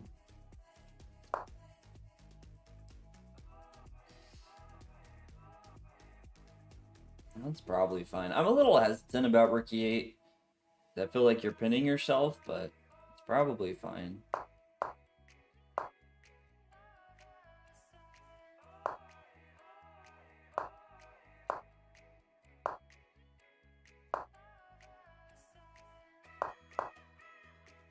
Yeah, I would have rather bishop b5 first here. b5, bishop b3. Then bishop e6. Let's get rid of that pin before we move bishop. Dory, how's it going? I'm probably going to finish after this game, honestly. I'm hungry. There's only so much prep that can be done in chess. Every Super GM has a team and supercomputers ready to go. Yeah. Yeah, I think the last one. This timing is true. It is true. It is rough. Who even needs food? I mean, I hate to break it to you. But getting the Grandmaster title. Grandmaster title did not exempt me from needing to eat food. Wild, I know, but what can you do? Okay, wait, hold on though.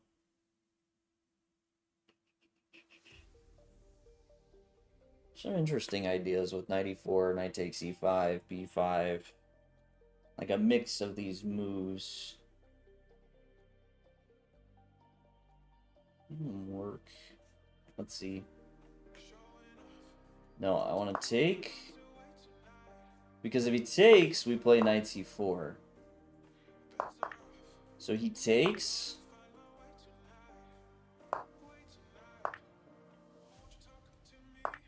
Threatening here, but it doesn't. Yeah, I guess it doesn't quite work. He takes. Take, and then he takes here. And sneaks out. Have viewers for my prep? Ah, probably not. Be crazy.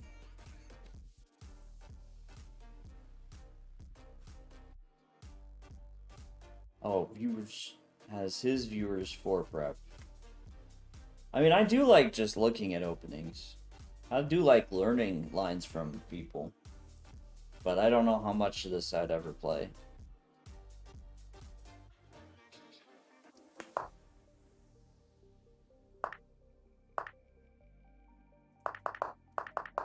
So you did take. Yeah, bishop e6, this feels very wrong. If that's all there is. Like, I really think b5 first. BP, I actually do believe it, because I feel like you know engines pretty well. So you'd probably need some guidance on what lines to go down and maybe style. But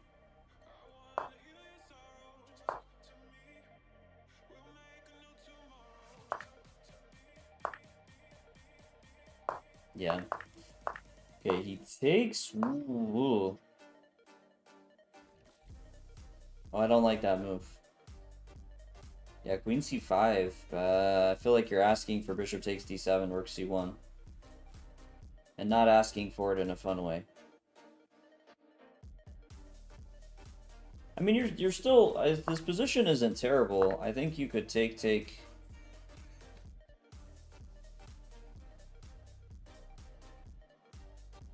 Oh, and... knight f6 may also happen. Yeah. No, I think rook c1, knight c7 might be better, but that's not terrible.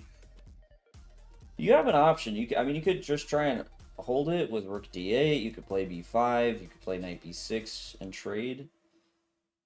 Like, it's not over.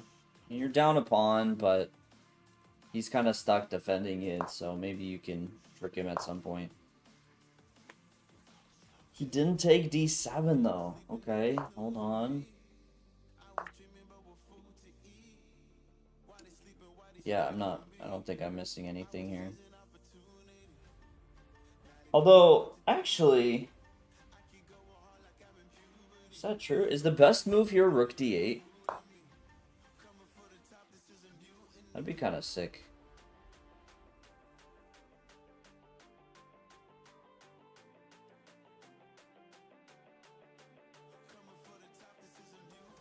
Okay, Jonah, okay.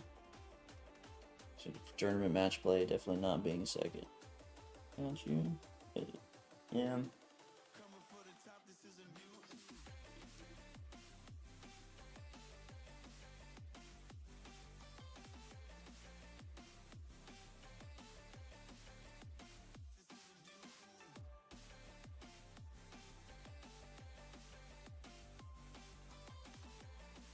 This feels dumb, but I can't refute it.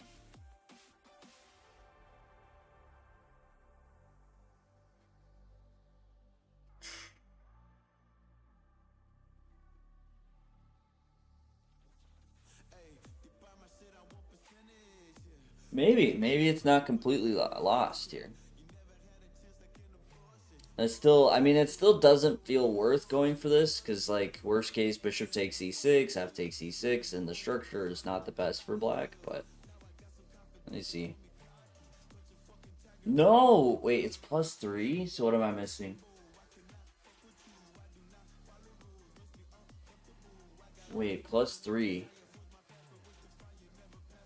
What the heck? Guys, what am I missing?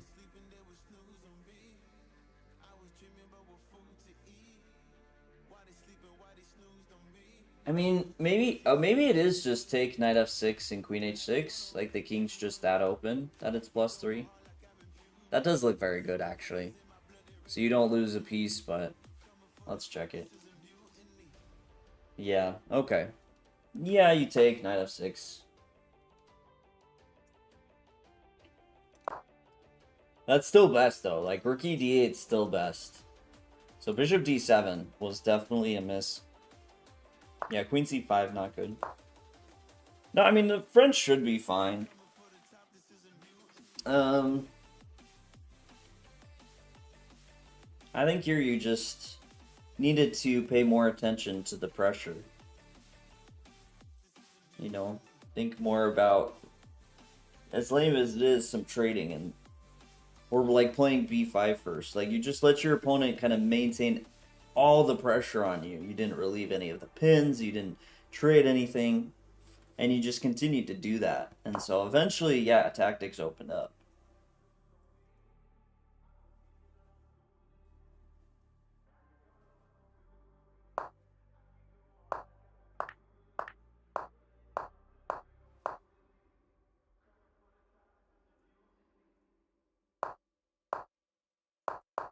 Okay, didn't completely rid the pressure.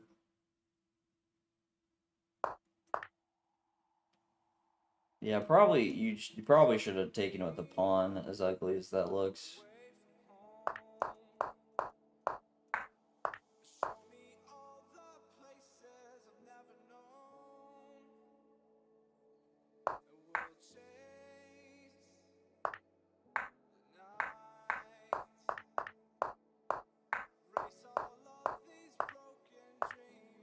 Okay, your opponent likely had something better, but... Oh, chess fan, appreciated. Spreading the good word. I like it. Making a repertoire isn't so hard. Choosing one or two openings is white. Have a solid opening is black. Yeah, some of the prep. But that's also, I mean... It depends on what you pick. Like, you definitely can get away with a repertoire that you don't need as much theory compared to other openings, but... No, Ethan, we will be at the Charlotte Chess Center tonight. No, not streaming. King E7? No way, bro! No! Gosh darn it. Poland, how's it going? Tell me, did he do it? Can't trade rooks down a pawn. You actually have decent chances to hold this. Just play rook c6 first. I mean, you shouldn't let him trade rooks like that. You have the better king activity, but because he has the extra pawn, like, you should be toast here.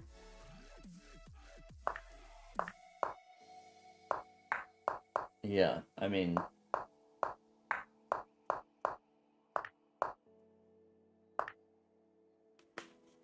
Yeah, yeah. Yeah, I mean, you play rook c6, I don't know, maybe you still hold this. Then you activate your king, but... When you're down a pawn, you want to be very careful of trading the rooks. You want to be very careful. Camus, how's it going? So this feels like the awkward time to tell you, Camu, that I think I'm gonna be finishing very soon. Because we did just finish the queue, and I'm super hungry. Um, but super good to see you. How do you find a mistake your opponent makes and leads them to it? How do you play in such a way that maximizes the chances finding one of their holes and understanding? Yeah, some of that. And I hope I got time for Korean fried chicken. Sounds awesome. Yeah, we'll be streaming again tomorrow. I'm gonna take a brief look at the game. I chose a good one.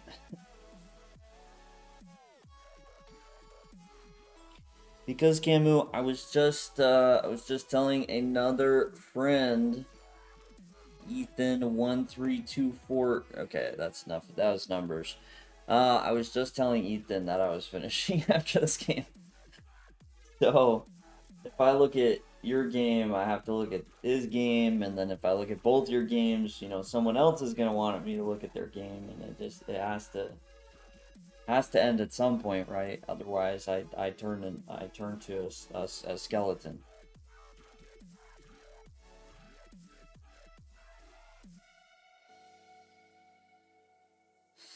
Oh, you mean another? So the game analysis, Chester, is every Monday. So that's the one for game analysis to see. All right. Well, Ethan's got to get back to babysitting anyways. All right. All right. Don't worry, Ethan. You won't beat me. It's fine. For teaching, my hourly rate is $100 an hour, but I'm not currently accepting any new students. Yeah, just pretty busy with what I have already got going on, so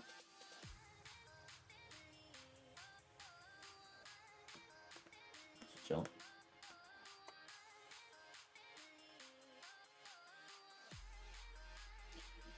Chess Van, yeah, so Chess Van on YouTube, we're getting close to 1,000 on YouTube, but we're getting also close to 3,000 on Twitch. I don't know.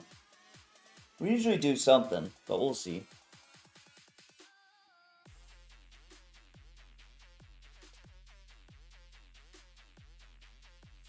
How many people do I teach confidential? Yeah, that's a good answer, because I often forget. Like, I know the people, but, like, numbers. Part of why I stopped taking students is because I started teaching, like, I had students, and I'm still working with those students, but then I also picked up 2 classes, that I'm teaching with the Charlotte Chess Center. And those are in-person classes, so it's teaching, but it's also, you know, travel and being there. And my highest rated student right now would be a woman grandmaster, Dina Belenkaya. Have I beaten Naroditsky? I have. Beaten Naroditsky in Blitz and in Classical, although overall he definitely has a plus score. I mean, all in all, I've probably played something like, let me think. Probably played like 400 games with Danya. So thankfully I have beaten him. Otherwise I would have 400 games with Danya and probably depression if I never beat him. Yeah. Dina is a woman grandmaster working towards international master. Me acting like an old woman. That was a good time. A good time. Alright, everybody.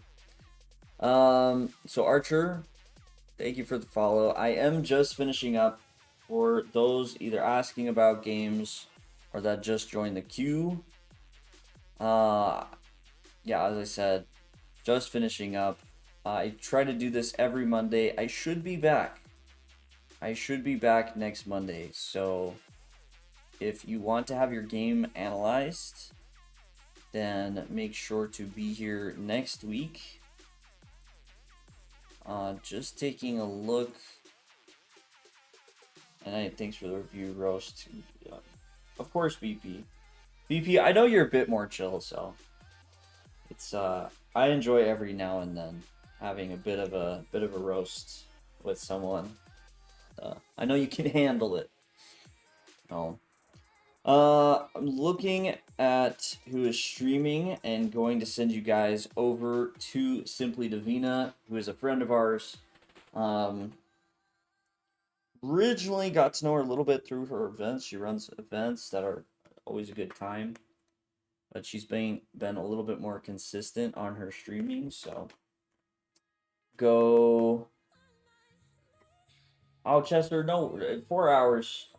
This stream is, I think, on longer, but I don't know. I didn't have the best morning, so I wasn't feeling fantastic. Just something I ate, so yeah, definitely a bit more. 4 hours, you know, it's good. It's a good amount of time.